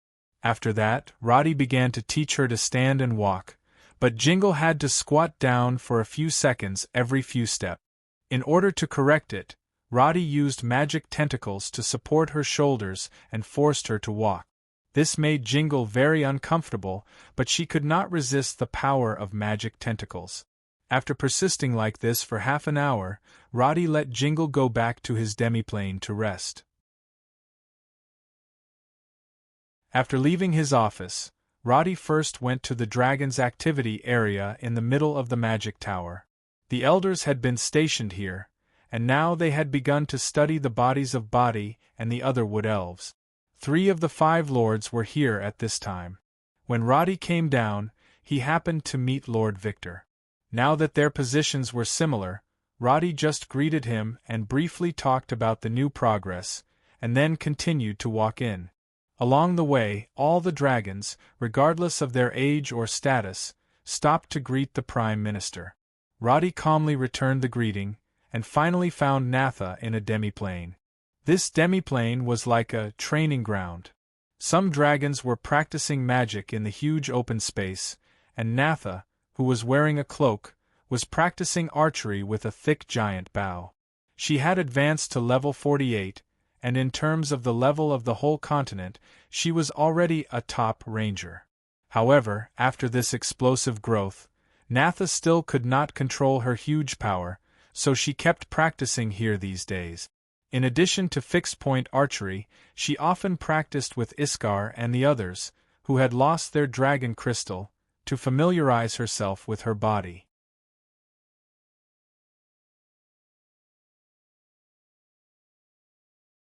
Chapter 10:23. Roddy knew her temperament and was already used to it. But seeing that Natha was still wearing a hood and scarf, he couldn't help but ask, "Why are you still wearing these during practice?" I still think it's better to cover it up." From the side of Natha's cheeks all the way to her neck, dragon scales that only green dragons had grew. The same was true for her arms and calves, but because she was wearing armor and gloves, it was not obvious. From the outside, the tightly wrapped Natha did not look much different from before. But this kind of mutation still made her feel like an alien. At this time, she was quite at ease in the dragon's territory. After all, the dragons around her would not laugh at her, and some would even come over and ask curiously. But if she left the Hersino magic tower, Natha would probably have to wrap herself up like a mummy before she dared to go out on the street. Roddy stared at her, and the latter noticed his gaze. She raised her eyes and looked at him for a second, then turned her head to the side in a panic.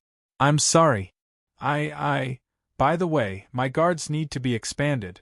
If your work in the Intelligence Bureau is not going well, how about you come to my side and take on the job of guarding me?" Natha's work in the Intelligence Bureau was not outstanding.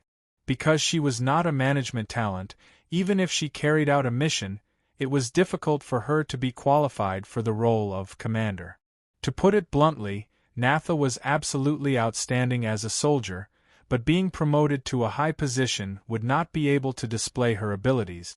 Roddy also understood how much psychological pressure a change in appearance would put on women, so he made a request for her to be a bodyguard. Hearing this, the wood elf, who had been hesitating, blinked several times, as if she did not understand what Roddy said. The latter was a little puzzled. "It's okay if you don't want to. I'm willing. Natha's voice was a little shaky, and the hand holding the bow was clenched tightly because of her emotions. Roddy smiled and changed the topic. "Where did you find the bow?" "Lord Morlars gave it to me. He said that this bow is more suitable for me."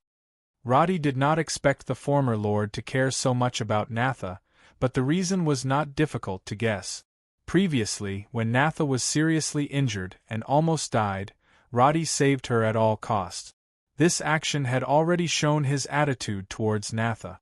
Morales's friendly attitude towards Natha was actually equivalent to returning the favor in disguise. He picked up the bow and looked at it.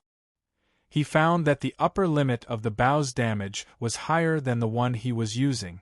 This was because it was larger and the bow's arm had a stronger energy storage capacity. However, the drawback was that it was not convenient to use in complex environments.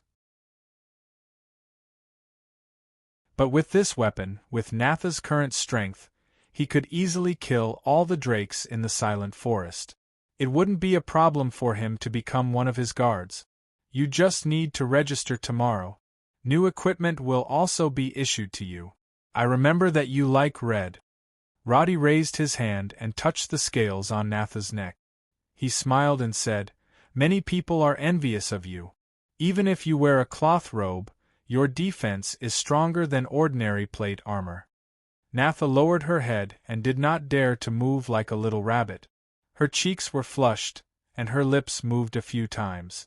She seemed to say something in a low voice, but the voice was so low that Roddy could not hear it at all. "Let me know if you have any requests. Don't keep it to yourself.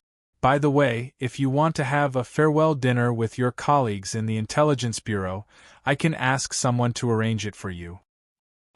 That's not necessary. Natha wanted to say that she did not have many friends, but when she thought of Teflon, she added, "I can do it myself." "Well, then I will wait for you to finish the formalities tomorrow. The guards are not only to guard the palace, but also to follow me if I go out." Roddy winked at her. "So if you go to Lassiman, you have to be prepared." Natha nodded heavily. Until Roddy left, she jumped a few times in excitement. A few dragons not far away looked at Natha and laughed. This made the wood elf blush. She stopped practicing her archery and ran back to her room. Roddy was also afraid that her personality would be distorted due to the mutation of her body. Although Natha was not disfigured, it was impossible for a girl to ignore such a thing. The only thing he could do was to keep her by his side and let her gradually adapt to this change through her daily words and deed. On the surface, no one died in this battle. Natha could even be said to have benefited from the disaster. But looking at the essence of the battle, Roddy did not dare to ignore the other effects behind this. Just like now in the magic tower, he could always hear some discordant voices among the dragons. The elders and lords signed a series of agreements at the meeting. Some of the projects were led by Roddy and even the kingdom of Karen. For this project of humans leading the dragons, the lords and elders naturally knew the inside story and acquiesced. But the young dragons were quite dissatisfied. After all, not all dragons had as much contact with Roddy as Iskar and the others. Their understanding of humans mostly stopped at the level of stupid reptiles. Although it was unpleasant to hear, Roddy also knew that humans had always been a race that won by numbers. Compared to the whole human race, most of them could indeed be called stupid. In terms of strength, they were indeed no different from reptiles. But this did not mean that humans did not have a reason to be on equal footing with the dragons. But there were also good and bad dragons. Roddy looked around at the dragons. He knew that this misconception would slowly disappear in the future. Coming out of the half-plane, Roddy opened his status bar as he walked. He had accumulated tens of millions of experience points. At this time, he did not hesitate anymore. He directly allocated all of them to Witcher. He pressed the level up button again and again. When the quest bar prompted him, he realized that he had once again reached the threshold of level 59. In the game Earthbreaker, as long as players continued to participate in battles and complete quests, as long as they could cross the threshold of level 30, they would eventually reach level 59. But the same level 59, the difference in strength was like heaven and earth. Because of the generous quest rewards and attribute bonuses, some people could even have more than 50% more attributes than others of the same level, and this was only in the case of naked equipment. If equipment was taken into account, the difference in HP and damage value could even be several times that of others. Roddy used to be a player at the bottom of the first echelon. The reason for this label was that he had always been a solo player. He was extremely lacking in equipment and quest resources. He could not be compared to the masters cultivated by the big guild. But even so, through his research and understanding of skills, he became the first echelon.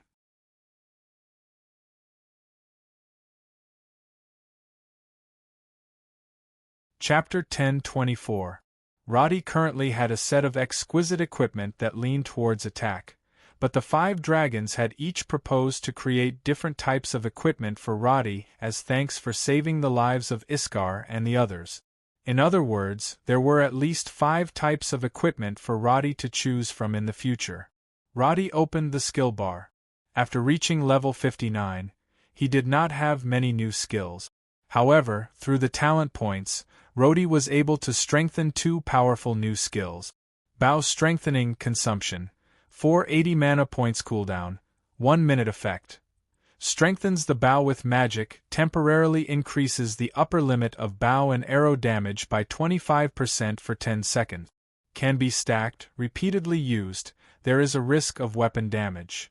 Demonized form, consumption, 100 mana points cooldown, 15 minutes effect. Activates the magic pet's magic crystal energy, for a short period of time greatly increases attack power by 75%, defense by 50%, but after the end will be in a weak state, all attributes will be reduced by 50%. These two were special skills unique to the strengthening and survival talent. Enhanced bow sounded ordinary, but any skill that increased by percentage had to look at the foundation. If Rhodey was using a scout short bow, there was not much of a difference between 100 and 125 damage. However, if he was using a dragon's enhanced bone bow, the difference between a critical hit of 10,000 and 12,500 damage was very obvious. The key point was that this skill increased damage, and Roddy knew that it also increased the shooting speed of the arrow, and at the same time, reduced the arrow's falling curve, and increased the maximum range. These were all attributes that were not clearly displayed. And demonized form was the advanced version of the previous rage skill.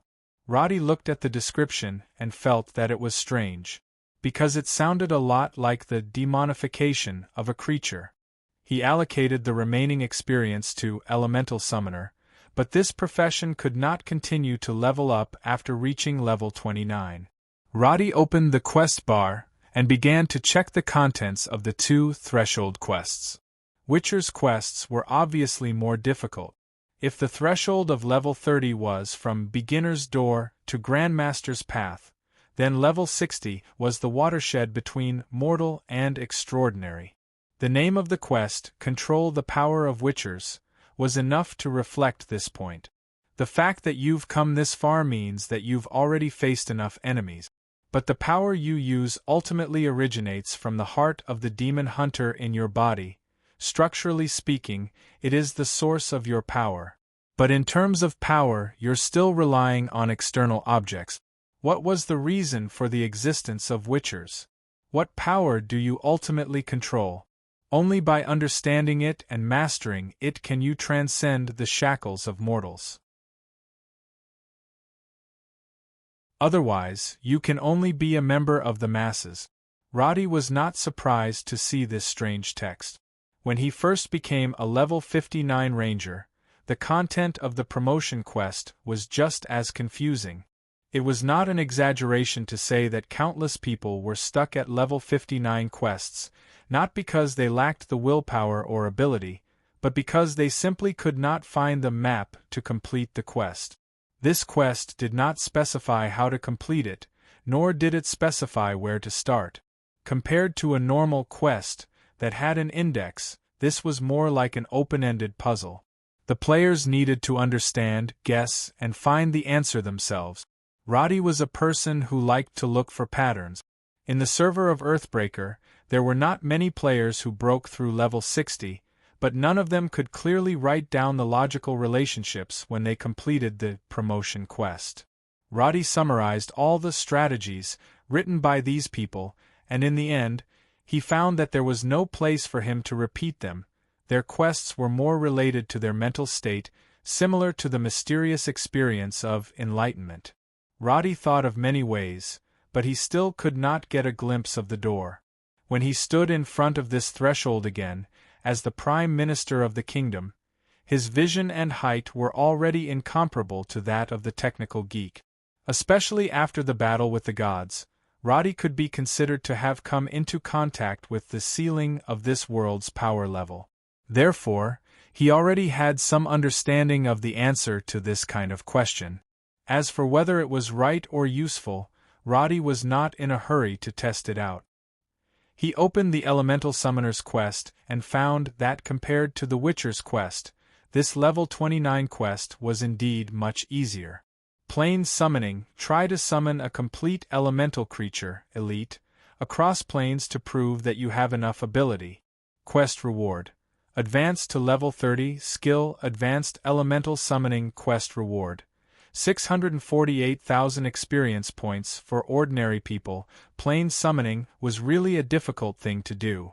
If Roddy was one of the magicians in the kingdom, it would probably be difficult for him to come into contact with high-end things like the plane portal in his life.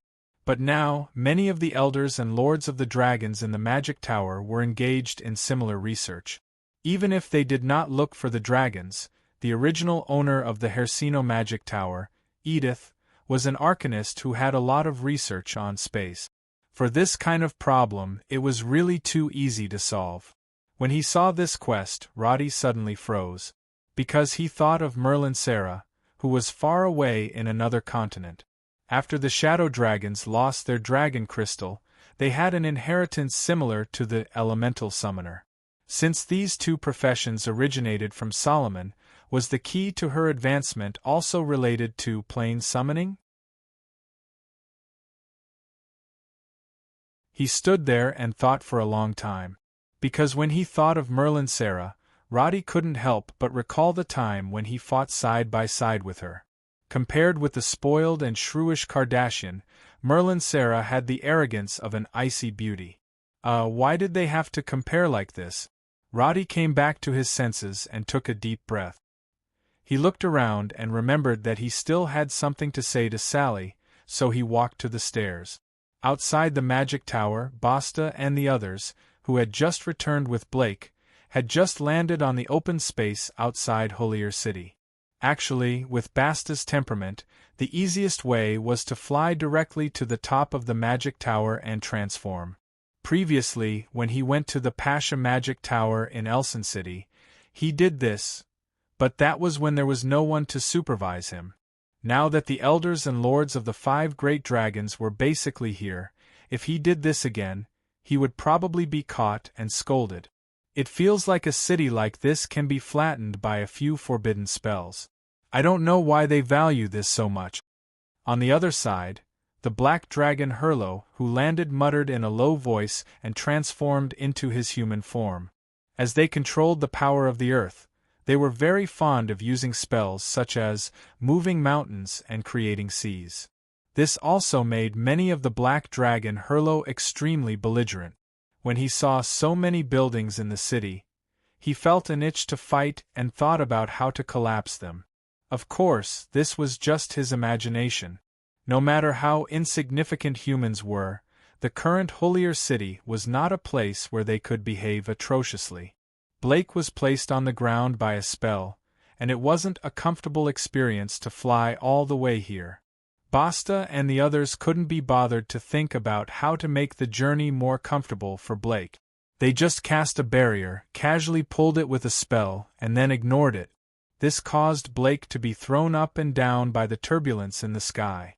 If he hadn't used a divine spell to eliminate the discomfort, he would probably have vomited all the way.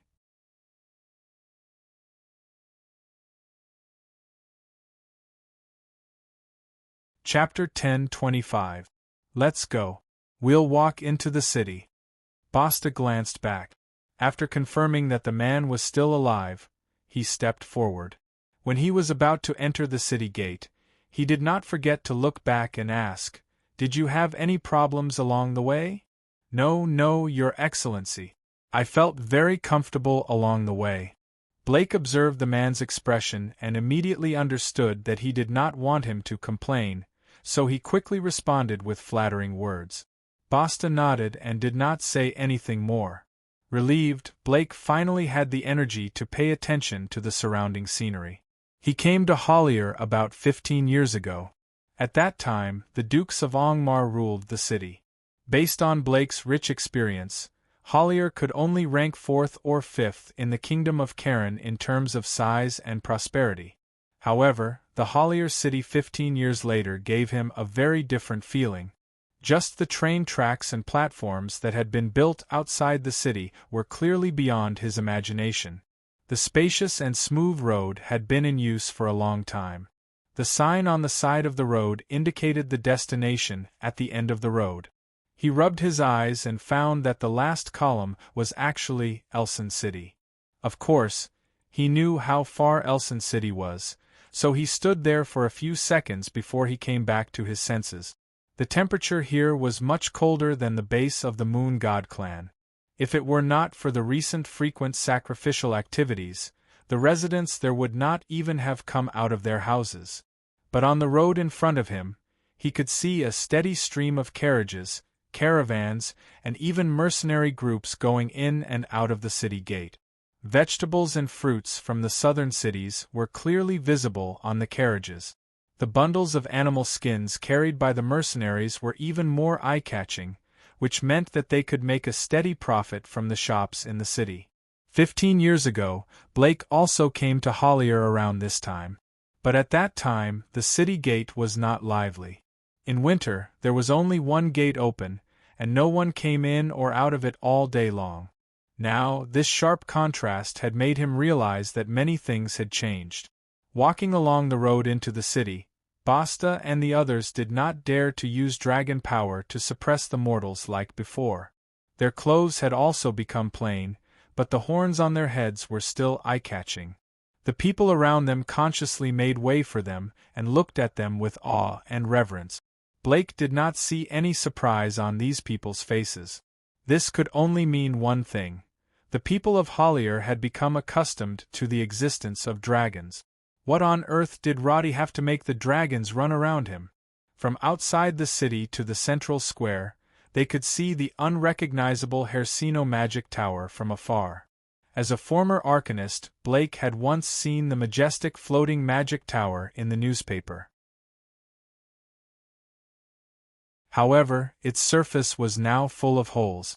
When he walked closer, he found that even the base of the tower had disappeared. Apart, Blake felt a more fearful. If the Grand Arcanist's magic tower suffered such a damage, what kind of enemy it was? However, the dragons next to him did not even realize this because they did not participate in or witness the battle against Body. The crystal dragon shook his head at the magic tower. I really don't understand why the lords attach so much importance to such a broken magic tower. Probably because this is the strongest magic tower that humans have? Basta sneered. This group of humans only has some verbal advantages in the agreement. They were not very satisfied with the news in the newspaper. They thought that this was the behavior of humans to put gold on their faces. After all, with the strength and identity of Basta and the others, they were not qualified to participate in the research and discussion. From the point of view of the onlookers, it was normal to criticize like this. Basta looked down on the magic tower. What he was most concerned about now was how to settle Kardashian. In this regard, the green dragon and red dragon on the side did not lack ideas. Male dragons were generally more lustful. It was common for them to go to the elf tribe or the human world to seek pleasure. These people did not pay attention to training usually, so it was not surprising that they found a common language on the topic of women. The dragons chatted and laughed as they entered the magic tower. Because the pedestal disappeared, Edith temporarily used the fourth floor as the entrance and connected it to the half-plane as protection. Blake was amazed by the level of magic reflected in the details, but Basta was having a great time talking about how to push down Kardashian. Now she must be in a period of psychological weakness. As long as we comfort her and give her some hints, I guarantee that we will succeed. Hey, we still have to try to know. Basta touched his nose. Although this was what he said, the obscene smile on his face had already betrayed his inner thoughts. After walking for a while, he remembered that they were in the magic tower. He immediately waved his hand and said, "Let's not talk about it. Let's finish our task first." The group laughed a few times and asked Blake to follow the team. Soon, they arrived at the middle floor of the magic tower. Edith personally came out to greet the dragons. Basta and the others put on a serious expression and went up to greet her. The latter expressed her gratitude in the dragon language. The few of them were a little surprised, but when they remembered that she was a demigod, they understood and respectfully retreated. Facing this grand arcanist who looked like a high elf, Blake was as excited as Panda before. His lips trembled as he bowed, but what came out of his mouth was, "Styrian above, Blake, a devout follower of the moon god, wish Her Excellency Edith well." Edith's expression did not change. She only nodded and casually asked, "Did anything happen on the way?" "No, nothing serious. They have always been very good to me."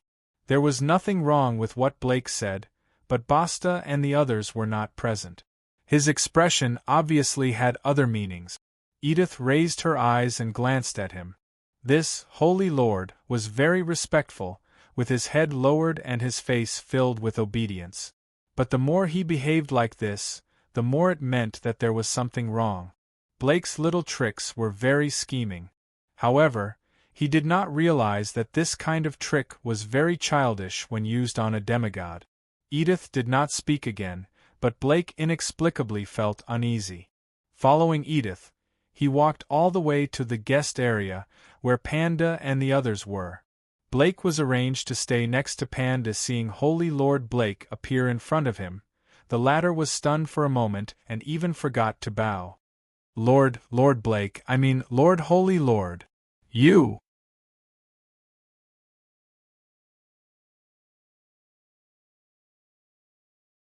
Chapter 10:26. After listening to Panda, Blake did not fly into a rage as the priest had expected. Instead, he frowned and pondered for a long time. Then, he beckoned Panda into the room for a detailed discussion. "Lord Holy Lord, now that they know of the existence of the Holy Assembly, they know, but they did not act immediately. Instead, they dragged me here. This means that there is still room for negotiation, even if we are at a disadvantage." Blake had been thinking of various possibilities along the way. The current situation was not as bad as he had expected.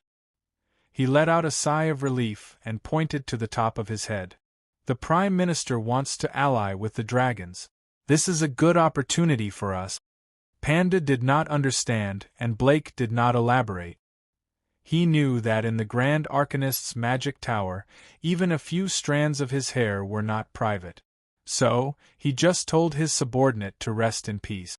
The Prime Minister is a man of action. At least the Moon God clan did not cause trouble. No matter what, he would not directly send us to meet the Moon God. Just stay here obediently. "Yes, Lord Holy Lord." Panda was impressed by Blake's shrewdness. Now that the Lord Holy Lord was here, even if the sky fell, he would be there to hold it up. He did not have to worry too much. He went back to his room to sleep. Blake, on the other hand, sat on the bed helplessly. Looking out the window at the winter scenery of Hollier City, he narrowed his eyes and carefully recalled what Basta and the others had said along the way.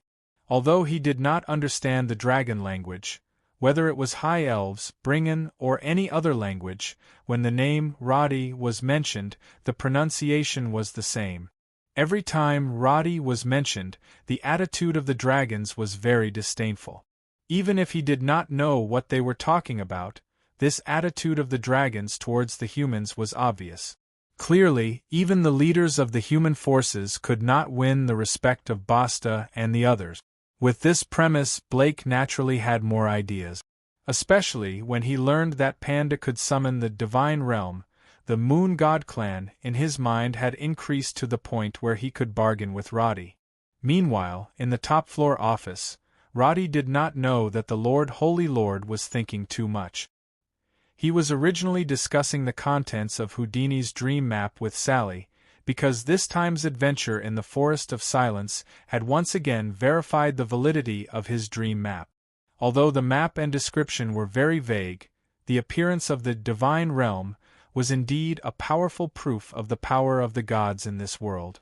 As they were talking, Edith knocked on the door, which surprised both of them. However, what she said after she came in made Roddy and Sally's expressions turn serious. "Okay, I understand." Roddy's voice was low.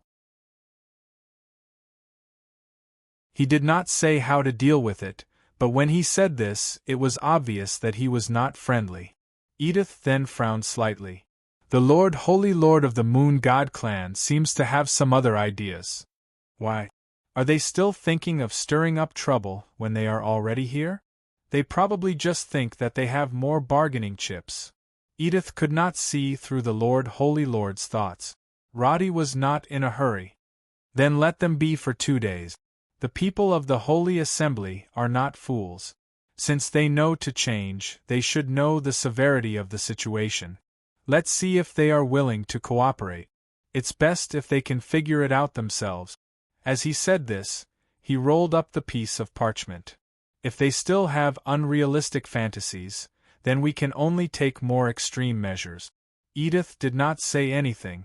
From the Prime Minister's point of view, the stability of the kingdom was the most important thing. No ruler would want to see a group of people who would not behave well under their noses. This was the case even if they had the support of the gods. Sally remained silent. It was not because she did not want to participate, but because the queen was not in a good state. She suddenly covered her mouth and coughed twice. Edith frowned slightly. Your Majesty, you still need to rest. Ah. I'm fine. I'm fine. Sally sat on an armchair. Her face was pale. At this time, she was holding the Viper's Kiss scepter in her hand. The 3 snakes that usually liked to play around did not appear. Since the end of the battle, the scepter itself had become a dead piece of wood. Although she could still feel the presence of the 3 snakes, they seemed to be in hibernation and did not respond. Although she said that she was fine, she still could not help coughing after a few deep breaths. Roddy hurriedly held a cup of water for her to drink. If Sally's illness was just a common cold, as a mage, she could cure it with a wave of her hand. But the weak debuff on her body could not be dispelled.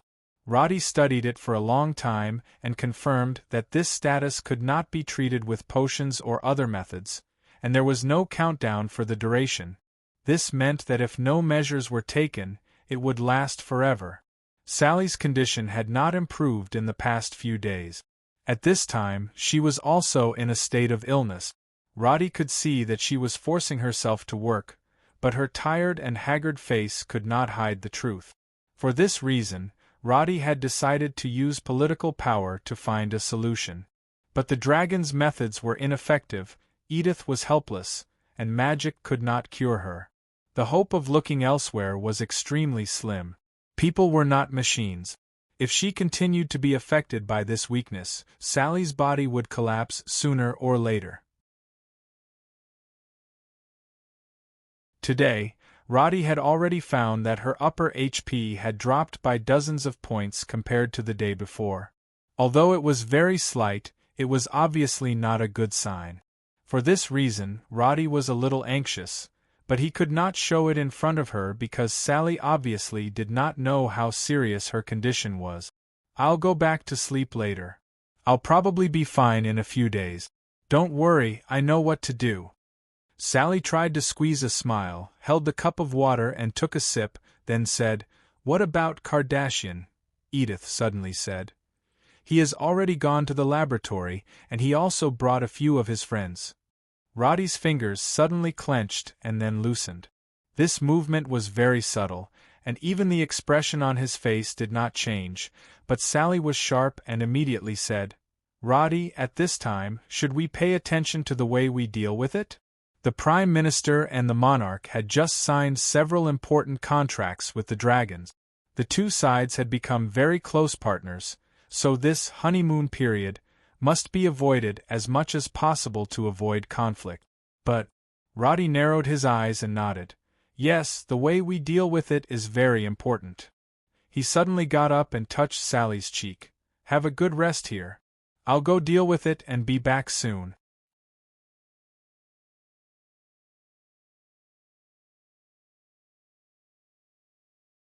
Chapter 10:27. The laboratory in the Hersino Magic Tower was more advanced than the one in the Dragon Tower. This was what Kardashian and the other 4 honorary elders felt. After losing the dragon crystal, their magic level was greatly reduced, so they had to rely more on various magic circles and experimental equipment for research. This was not easy for the dragons to get used to. In the past few days, they tried to resume their previous research, but found that if they wanted to continue, they would first have to create a large number of basic types of magic circles to make up for their lack of ability. So they made a new experiment plan and began to divide the work. Fortunately, the laboratory here had the excuse of directly supplying energy through crystals, which was analogous to a power socket. This saved them the step of inserting crystals every time they made a magic circle. But even so, their progress on the material melting magic circle was still very slow. No wonder human magicians are so incompetent. The efficiency of using magic like this is really too low. Stika complained in a low voice, but his hands were accurately engraving a new magic circle. Now that they had to do everything by themselves, the dragons also experienced the pain brought by the deviation of the details. Things that could be completed with their minds in the past, now they had to do it by hand. If there was a slight error, they had to start all over again. Rubens was the most impatient. After chiseling 6 magic circles, he took the raw materials to practice his accuracy again. Iskar and Eshin were the most down-to-earth. They were neither arrogant nor rash when doing things, and were the most efficient among the 5. Kardashian was not in a hurry to make magic circles. She was now reading the magic books of human magicians. She used to read these books just for fun, and she even laughed at the stupidity of the writers. But now, her purpose was different. When she used her limited power to understand and learn again, she suddenly felt that she had learned a lot of new things.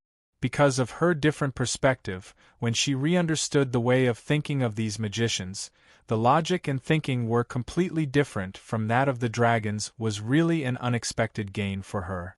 Compared to the others, Kardashian could be said to be starting from zero at this time.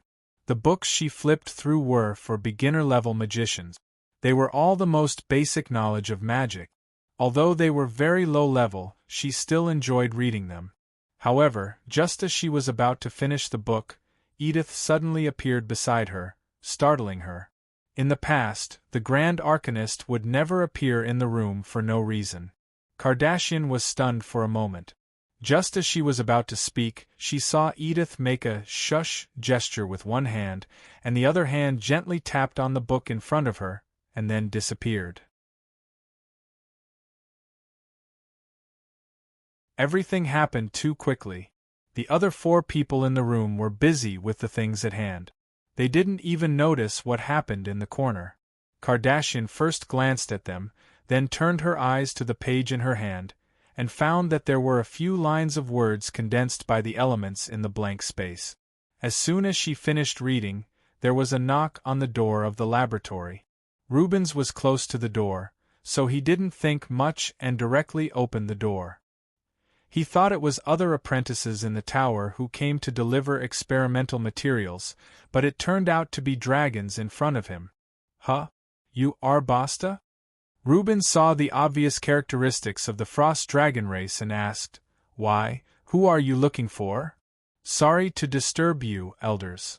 We just want to come and greet you." Basta's attitude was very polite at this time. He then looked inside and said, "By the way, I want to talk to Elder Kardashian about something. I wonder if it's convenient?" Rubens's mind was thinking about how to reduce the error of the magic circle. The black dragon Hurlo was generally straightforward, and as an elite, Rubens had always been very arrogant. He had always been too lazy to talk nonsense in social interactions, and he didn't care about giving face. So he didn't think much and turned his head to shout, "Kardashian, someone is looking for you." The people in the room raised their heads, and when they saw the 5 dragons outside the door, they stopped what they were doing. Basta directly walked in with a smile on his face, and he kept saying elders. However, his expression was too fake, and Iskar felt uncomfortable looking at it. "Ah, Basta, Agle, Lovdeen. You're all here?" If one were to rank the abilities of the young elites of the dragon tribe, Iskar, who possessed the dragon crystal, would be ranked first. In the past, the other members of the younger generation of the dragon tribe would have to greet him politely when they saw him. Iskar was not as heartless as Rubens. He remembered many faces, and he recognized the names of the people in front of him. However, this was not the time. In the past, when they saw Iskar, they had to be respectful. Now, these people had a casual attitude.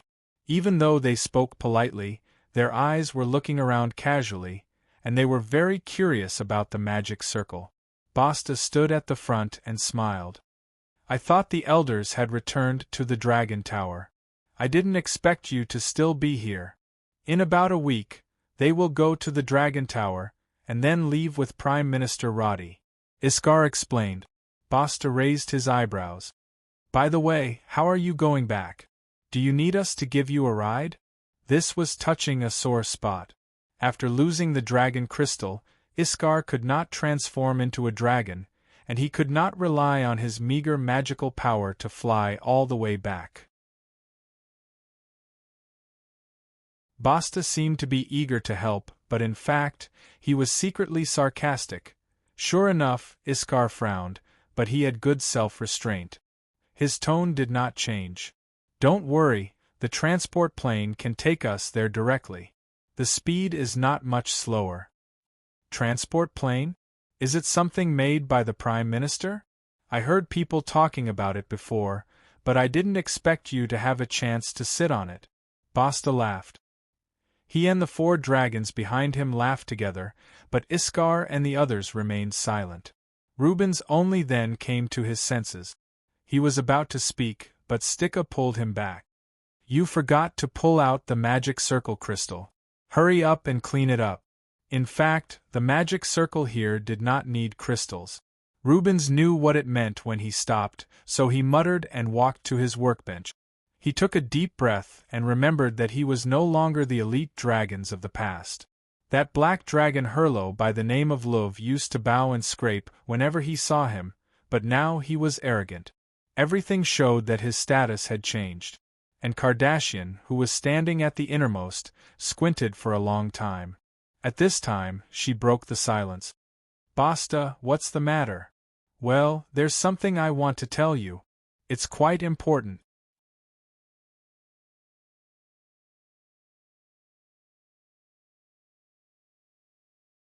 Chapter 10:28. Basta wanted to talk to her alone. Normally, such a hint was not a big deal, but if one knew Kardashian well, they would know that this spoiled daughter of a lord had always done things her own way. If Basta dared to make such a request in the past, he would be kicked out of the room. Because Roddy cooked a few crabs for Kardashian, Basta treated him as a rival in love. At that time, Kardashian and Basta's attitude was basically, I don't care who you are, if you dare to talk nonsense, I'll kill you. But now, Kardashian had become a useless person. Even if she had the title of honorary elder, the younger generation of dragons were busy with their own affairs all day long.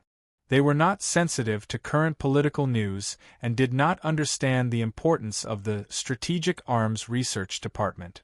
They also did not know that their research was projects that the elders and lords wanted to participate in but could not. So Basta was asking on the surface, but his attitude was much more confident and powerful than before. After all, dragons only respected strength. Even though Basta and the others' attitude was so obvious, Iskar and the others still did not use the title of honorary elder to pressure them. Because in their hearts, it was very shameful to use a title to intimidate people when their strength was not worthy of the position. This time, Kardashian did not object. She pointed to the side door next to the laboratory and said, It's not easy for everyone to come here. Let's not talk here for a while. There is a lounge next to it. How about we go there? Lounge? Okay, of course. Kardashian did not refuse Basta's request, which was a very obvious signal to him. Before, let alone talking to her, every time they met, he would be on tenterhooks. Because he heard from Roddy that Kardashian had violent tendencies, he was very afraid to meet her. However, at this moment it seemed that strength was the guarantee of status. The once overbearing Kardashian also had this day. Basta had a hypocritical smile on his face, but in his heart, he was shouting with joy. The lounge was a spacious living room. There were armchairs and a magic circle for heating drink. The walls were made of huge crystals.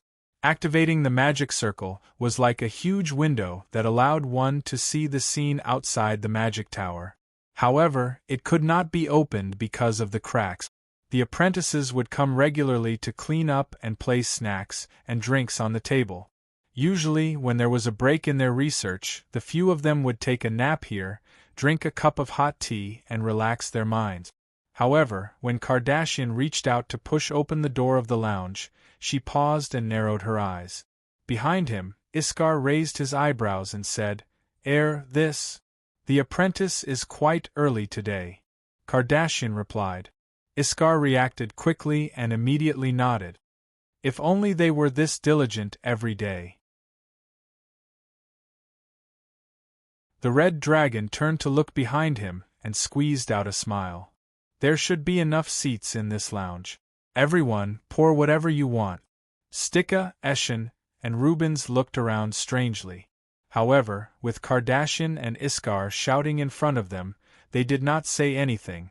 Instead, they silently walked to the table and began to use the magic circle to heat up the water. Aside from looking at Kardashian, Basta kept glancing at Eshin. The latter had already noticed it. After putting down the water bottle, he asked curiously, Is something wrong? Nothing. Basta paused for a moment and could not help but ask, How does it feel to research here? Eshin and Basta were not familiar with each other and had never even spoken to each other before. Now that he was asked, he thought that the other was just being polite and replied, It's not bad. We can learn a lot of new things every day when we communicate with each other. This was the truth, but Basta could not help but think the other way around.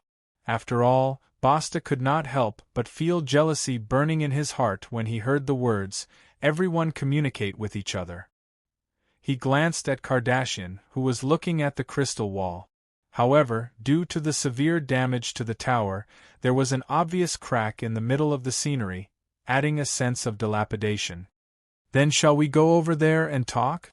Aglay and the others can stay here. He took the initiative to request. Kardashian nodded and walked to the side with her arms crossed. The lounge that originally only had a large bay had a second layer of cubicles. This additional structure made Stika and the others feel strange, but they did not ask any questions. Instead, they chatted about other topics. After the two left, Iskar glanced at the 4 dragons. The strength of the 4 dragons in front of him was average in the dragon race. In front of the elites, these people did not have any right to speak, but at this time, they were not as reserved as they used to be. Among them, the green dragon Dean sat on the armchair and even crossed his legs. He asked Stika, Elder, how does it feel to stay in this magic tower?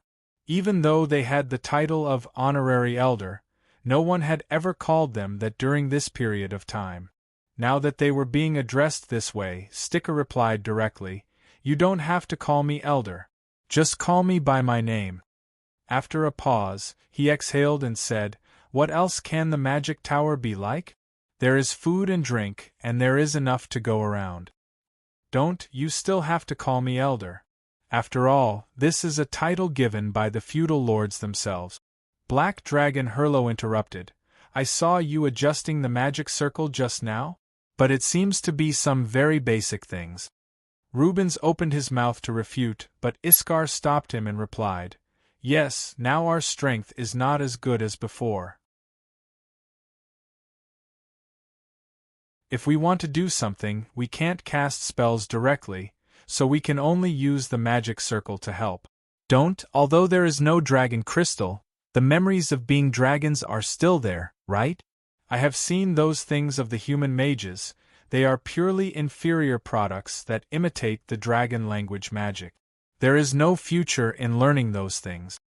The green dragon Dean's voice was a little shrill, and the content of his words was even more ear-piercing. After all, this directly denied the efforts of Iskar and the others, and it could even be said that it directly denied the direction of their research. On the other hand, the crystal dragon Nick felt that this was a little too much, so he quickly added a few words to smooth things over. Of course, our level is not high either. Perhaps there are some good points in human magic, and it is normal for us to learn and learn from them. If you need any help, you can look for us at any time. Yes, we will, we will. Iskar's smile was a little stiff, but he was still holding it in. At this moment, they really experienced the grievance of a tiger being bullied by a dog. In terms of magic attainments, these guys in front of them were simply half-baked. If they really had a duel, Iskar and the others who had the dragon crystal could easily fight against 3 of them. But now that they did not have the dragon crystal, they could only hold back their countless retorts in their hearts. Oh, by the way, I heard that the elders were researching something. It seems that the feudal lords attach great importance to it?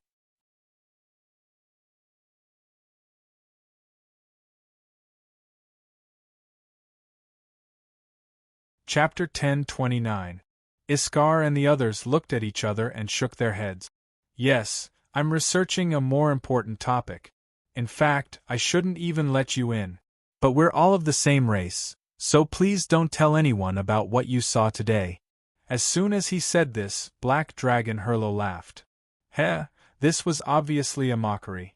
Rubens had been holding it in for a long time, and finally could not stand the other party's provocation. What? Love, do you have a problem with that? No, no, no, how would I dare to have a problem with that? Elder Rubens, please don't be angry. Louv's smile grew wider as he spoke. I just feel that there's no need to research this level of magic arrays, right? Could it be that even the basic magic arrays in the most valuable magic tower of mankind need to be reinvented? Rubens's veins bulged on his forehead as he listened. His 2 hands instantly clenched into fists, and the sound of bones rubbing against each other could be heard. But this reaction gave the people in front of him an inexplicable sense of pleasure. Argus the Red Dragon pretended to push Love. What nonsense are you talking about? How can we talk about Prime Minister Roddy's affairs? Elder Rubens, don't blame him. We don't really understand the principles behind these magic arrays. We just took a look at it, and it seems like something made by a 3-year-old. Can you explain it to us a little? This was not mediating, but a standard example of adding fuel to the fire. If it was Rubens's old temper, he would have grabbed the other party by the neck and started beating him up. However, Iskar squeezed his arm tightly, which made Rubens pant like a bull. In the end, he did not say anything like, "I want to fight you alone." The people in front of him all had a "what can you do to me" look on their faces. Iskar and the others also knew that there was no point in flipping the table and turning hostile now.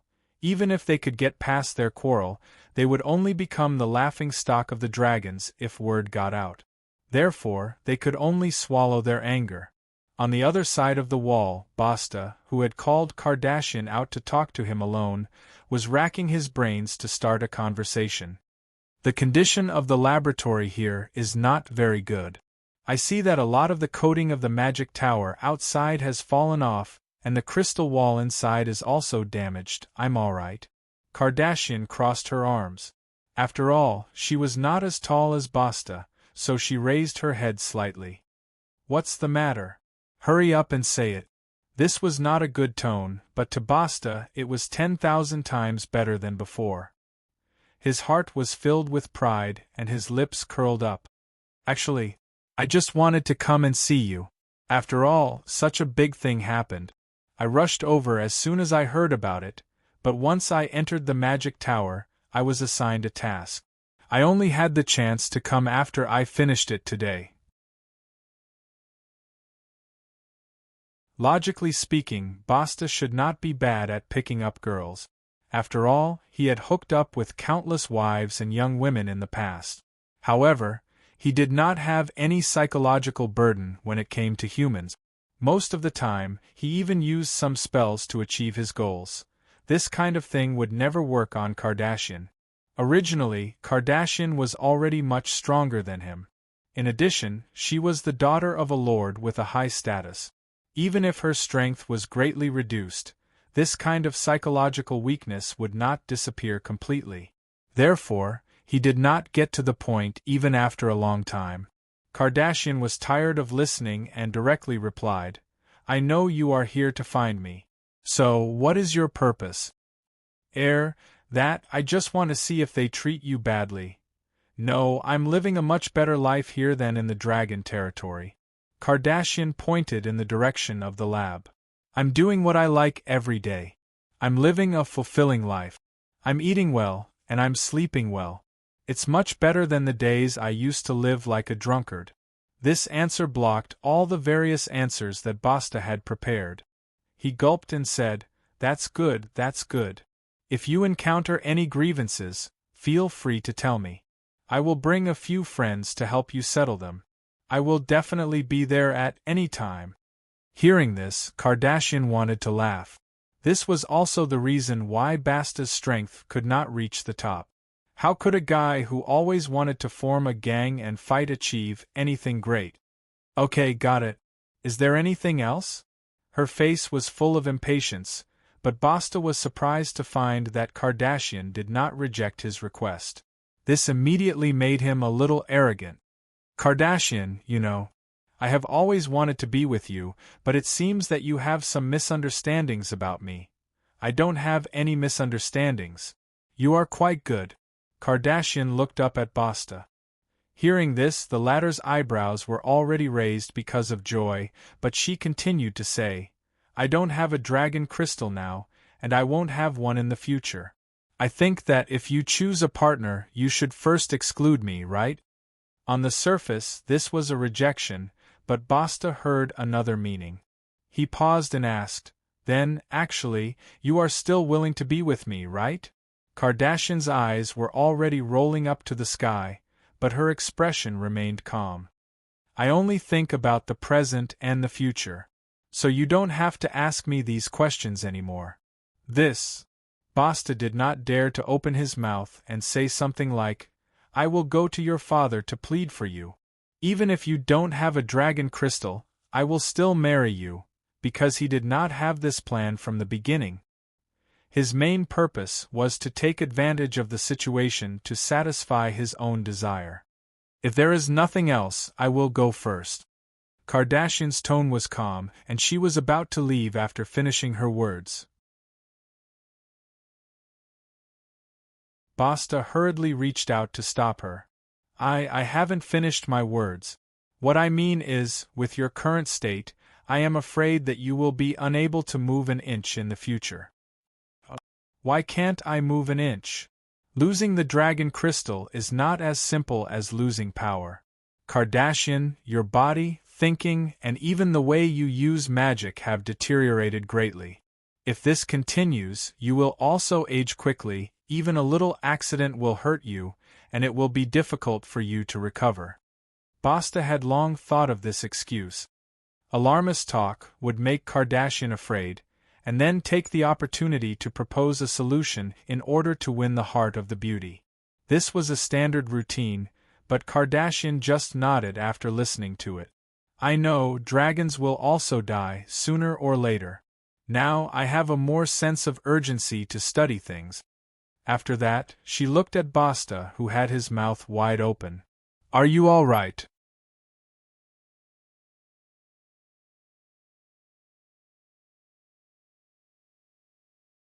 Chapter 10:30.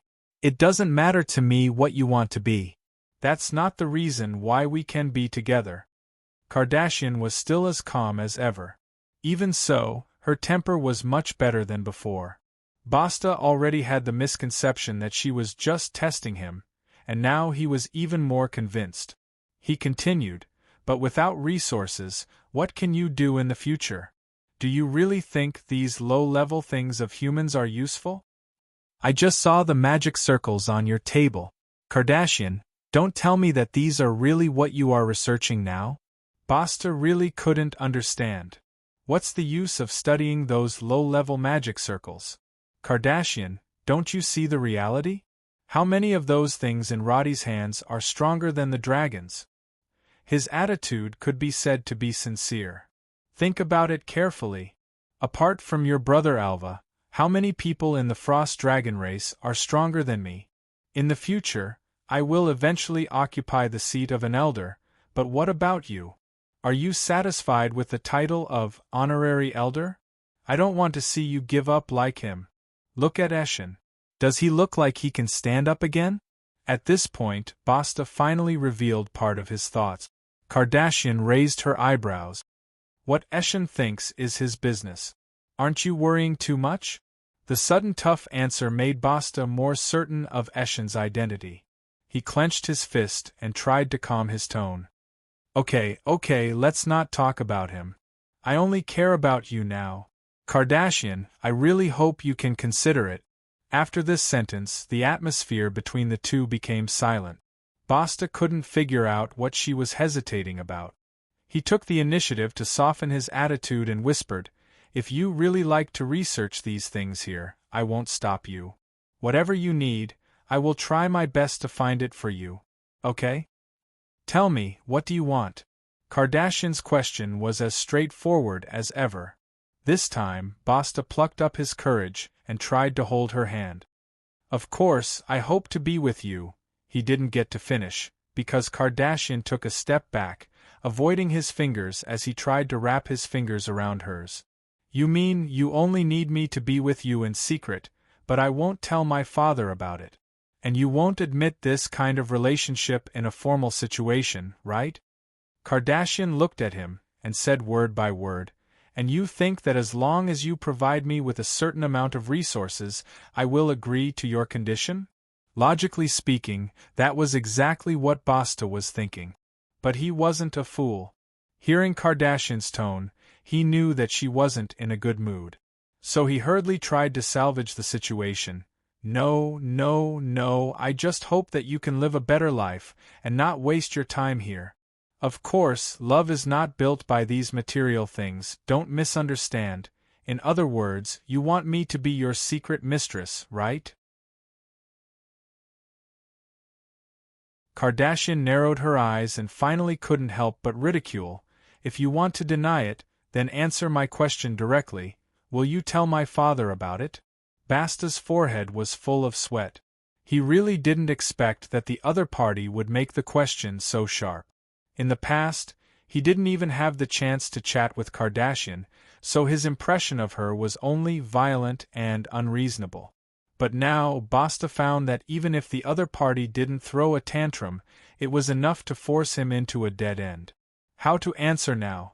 If he said will, it meant that he might really marry such a useless wife. Although Kardashian's appearance and figure were excellent, if he really did so, Basta would definitely be laughed at by his friends for the rest of his life. For dragons who thought that they had a bright future, this was equivalent to ending the line. Because no matter how beautiful Kardashian was, it would be useless if she couldn't give birth to a strong offspring. Just this alone was enough to deny everything. But if he answered won't, it was equivalent to directly blocking the road.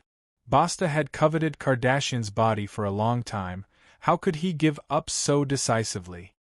I mean, say no more, your hesitation is your answer. Kardashian sneered. You want to possess me, but you are not willing to bear any responsibility. You only want to pay some insignificant resources to settle everything. She who had been whispering suddenly raised her voice. So you think I'm the same as those human women who have been deceived by you? You want me to be your mistress with just a few sweet words and an illusory promise? The two of them did not set up a soundproofing array when they came to the room, so their words were heard clearly by the other 8 dragons in the main hall. Rubens was originally staring at the ground and panting, but when he heard what she said, he could not help but burst out laughing. Stika also smiled bitterly and covered his face. Iskar and Eshin were expressionless, but they looked a little embarrassed as they picked up their cups and took a sip of water. In the past 5 minutes, they basically did not speak, because Aglay and the others in front of them kept showing off the recent changes in the various dragon territories. Needless to say, these topics were obviously meant to disgust Iskar and the others. After all, the dragon territories were located deep in the mountains. After they lost the dragon crystal, even if they used a transport plane, it would be difficult for them to reach such a place. In other words, Iskar and the others would probably never have the chance to see it again. The few of them were feeling depressed, but Kardashian's words broke the atmosphere. Seeing Reuben's laugh, Aglaé could not help but frown. "What's so funny? Isn't it funny?" Rubens asked. "Has Basta been in the human world for too long that he has forgotten who he is? He wants to trick Kardashian into becoming his mistress. Haha, forgive me for not being able to control myself, but he is really too naive," Stika sneered. "He didn't drink with you today, did he? Is his brain in the dragon territories? What nonsense are you talking about?" Aglaé's expression turned cold. "Forgive me for being blunt, but does Basta not have the right now? Kardashian has already fallen to such a state. It is her fortune to have someone willing to protect her." These words sounded a little like they were going to shed all pretense of cordiality. Stika, who was still laughing, took a deep breath and raised his eyebrows to glare at them. "Oh, so you mean we are very unlucky?" "That's not it," Black Dragon Hurlo's voice rumbled. "The status of the elders is still incomparable to ours, isn't it?"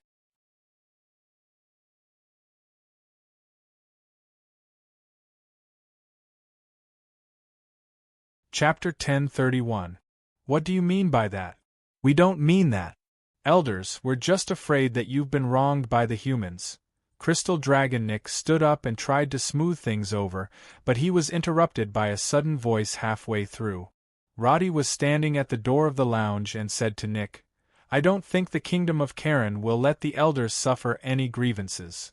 This sentence was an answer and also a statement. Roddy's face did not have the usual warm smile. He looked calm, but his brows were slightly furrowed and his tone was not friendly.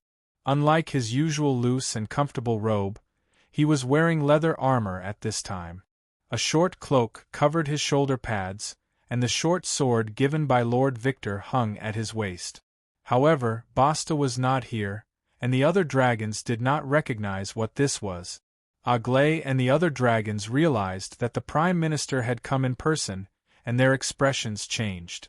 But in the next 3 seconds, none of them stood up to greet him. This was because in the past, when they teased this Prime Minister, they never had much respect, and they would even compare and despise Roddy. It was normal to speak ill of him behind his back. Even if they called Roddy a stronger ant, no one would say anything. It was just that the more they said, the more they looked down on Roddy. Now that they really saw the Prime Minister, they did not feel the need to get up and greet him. Only the Lord deserved this kind of courtesy. He was just a human, was it necessary? Argus the Red Dragon did not move, and the Green Dragon and Black Dragon Hurlo just sat up straight. Only the Crystal Dragon Nick hesitated and stood up. "Prime Minister, don't misunderstand, we were just joking." Iskar and the others had already gotten up, but their posture was very natural. Stika directly took a cup and asked, "What would the Prime Minister like to drink?" "Hot water is fine." Roddy nodded and stepped in front of everyone. Aglaé, who had been sitting in the armchair, raised his hand and pointed to the side. "The Prime Minister is here too? Come and have a seat." His attitude made it seem as if he was the owner of this place. Not only Roddy, but Iskar and the others also raised their eyebrows and looked at him as if he was a freak. "Oh, we'll talk about this later." Roddy walked straight in. The Green Dragon Dean saw his intention and immediately reached out to stop him. The Prime Minister is looking for Basta? He's having a private chat with Kardashian." In the end, Roddy didn't even look at him and walked straight past. Dean's hand touched the side of Roddy's leather armor and was knocked away on the spot. Dean opened his mouth slightly and a hint of annoyance flashed across his face. However, before he could speak, the Black Dragon Hurlo waved his hand and mouthed, "Watch the show." During this time, Basta was still pestering Kardashian. Although the latter had made things clear, she obviously underestimated how shameless Basta could be, because he had previously boasted in front of Aglaé and the others that he would definitely get her. Today, being rejected was not the problem. The problem was that after Kardashian reprimanded him so loudly, everyone knew that his plan to pick up the girl had completely failed. Although Bast wouldn't fly into a rage out of humiliation, it was impossible for him to just leave like that. Kardashian, I didn't mean it that way. Don't think too much. He had no other way now and could only stubbornly say, I'm doing this for your own good. For my own good? What qualifications and position do you have to say such things? Kardashian sneered. Do you think that you're the smartest in this world? That everyone else is so stupid that they need you to save them to survive? You can't say it like that. Don't make such extreme assumptions about me. I admit that my words just now were inappropriate. I'm sorry. Basta was apologizing, but his tone had a sense of ultimatum. But even if we can't be together, I don't want us to be so stiff, right? The problem is back to the point. You're so-called together, isn't it to let me be your mistress? Kardashian crossed her arms. I'm not that cheap. What did you call me just now? Well, honorary elder, right? Do you think that it will make you excited to have an honorary elder? Don't lie to yourself anymore. Basta finally couldn't bear it. He raised his hand to cast a silence enchantment and said with a ferocious expression, What is an honorary elder? Don't you know it in your heart? Look at Iskar and the others. They are completely useless now. Wake up, Kardashian. What can this broken magic tower bring you? If you don't make a choice quickly, you will only be alienated by the dragons in the future. Look at this time, who else came to find you? Everyone knows that an honorary elder, like you, has no practical meaning. What Basta said was also the truth. Because among the 5 dragons, most of the members had the same view as him. Not to mention Kardashian, including Iskar and the others, they stayed in the laboratory these days. None of their good friends in the past came to visit. In the eyes of humans, this was coldness, but Kardashian and the others were not surprised at all. Because they knew that the values of the dragons were so bare and realistic that they didn't even bother to be polite. I don't mean to treat you as a mistress, but you also know that if I become an elder in the future, I'm afraid the Lord will arrange another partner. Before Basta could finish, Kardashian waved her hand and said, Put away your act and leave with the group of people you brought. I feel disgusted when I see you now. This sentence made Basta clench his fist. He took a deep breath and gritted his teeth. I really don't know what you're doing with this group of useless people. Eshin and the others are not even comparable to a magister. If we really fight, I can finish them in less than 10 seconds. Not to mention that Prime Minister, as he said. He reached out to grab Kardashian's wrist again. The latter wanted to dodge, but this time, Basta did not let her succeed and firmly grabbed her. What? You didn't learn anything else, but your hands are quite fast? Even if there was an absolute gap in strength, Kardashian did not have the slightest fear for Basta. On the contrary, she directly raised her wrist and looked at him with her head tilted. Do you think it makes sense to do this? Or do you think violence can solve the problem? To make me submit? These 2 sentences extinguished the fire in Basta's heart. He was just about to let go when he found that Kardashian's gaze was focused behind him. When he looked back, he found that Roddy was standing there. The soundproof enchantment was still there, but Basta just remembered that he did not notice the other party's approach. He quickly let go of Kardashian's hand, but his expression was not very awkward. Oh, Prime Minister Roddy, I have something to talk to her about. Facing Roddy, he had a lot of psychological superiority. Because there was no flaw in Roddy's disguise of a coward in front of him, Basta had always thought that the Prime Minister was completely a character who fawned on those in power. When he chatted with Aglé and the others, he was the one who took the lead in ridiculing the most. You're tuning in to the Phoenix Knights YouTube channel. Don't forget to subscribe and join us on this journey to catch the most captivating stories.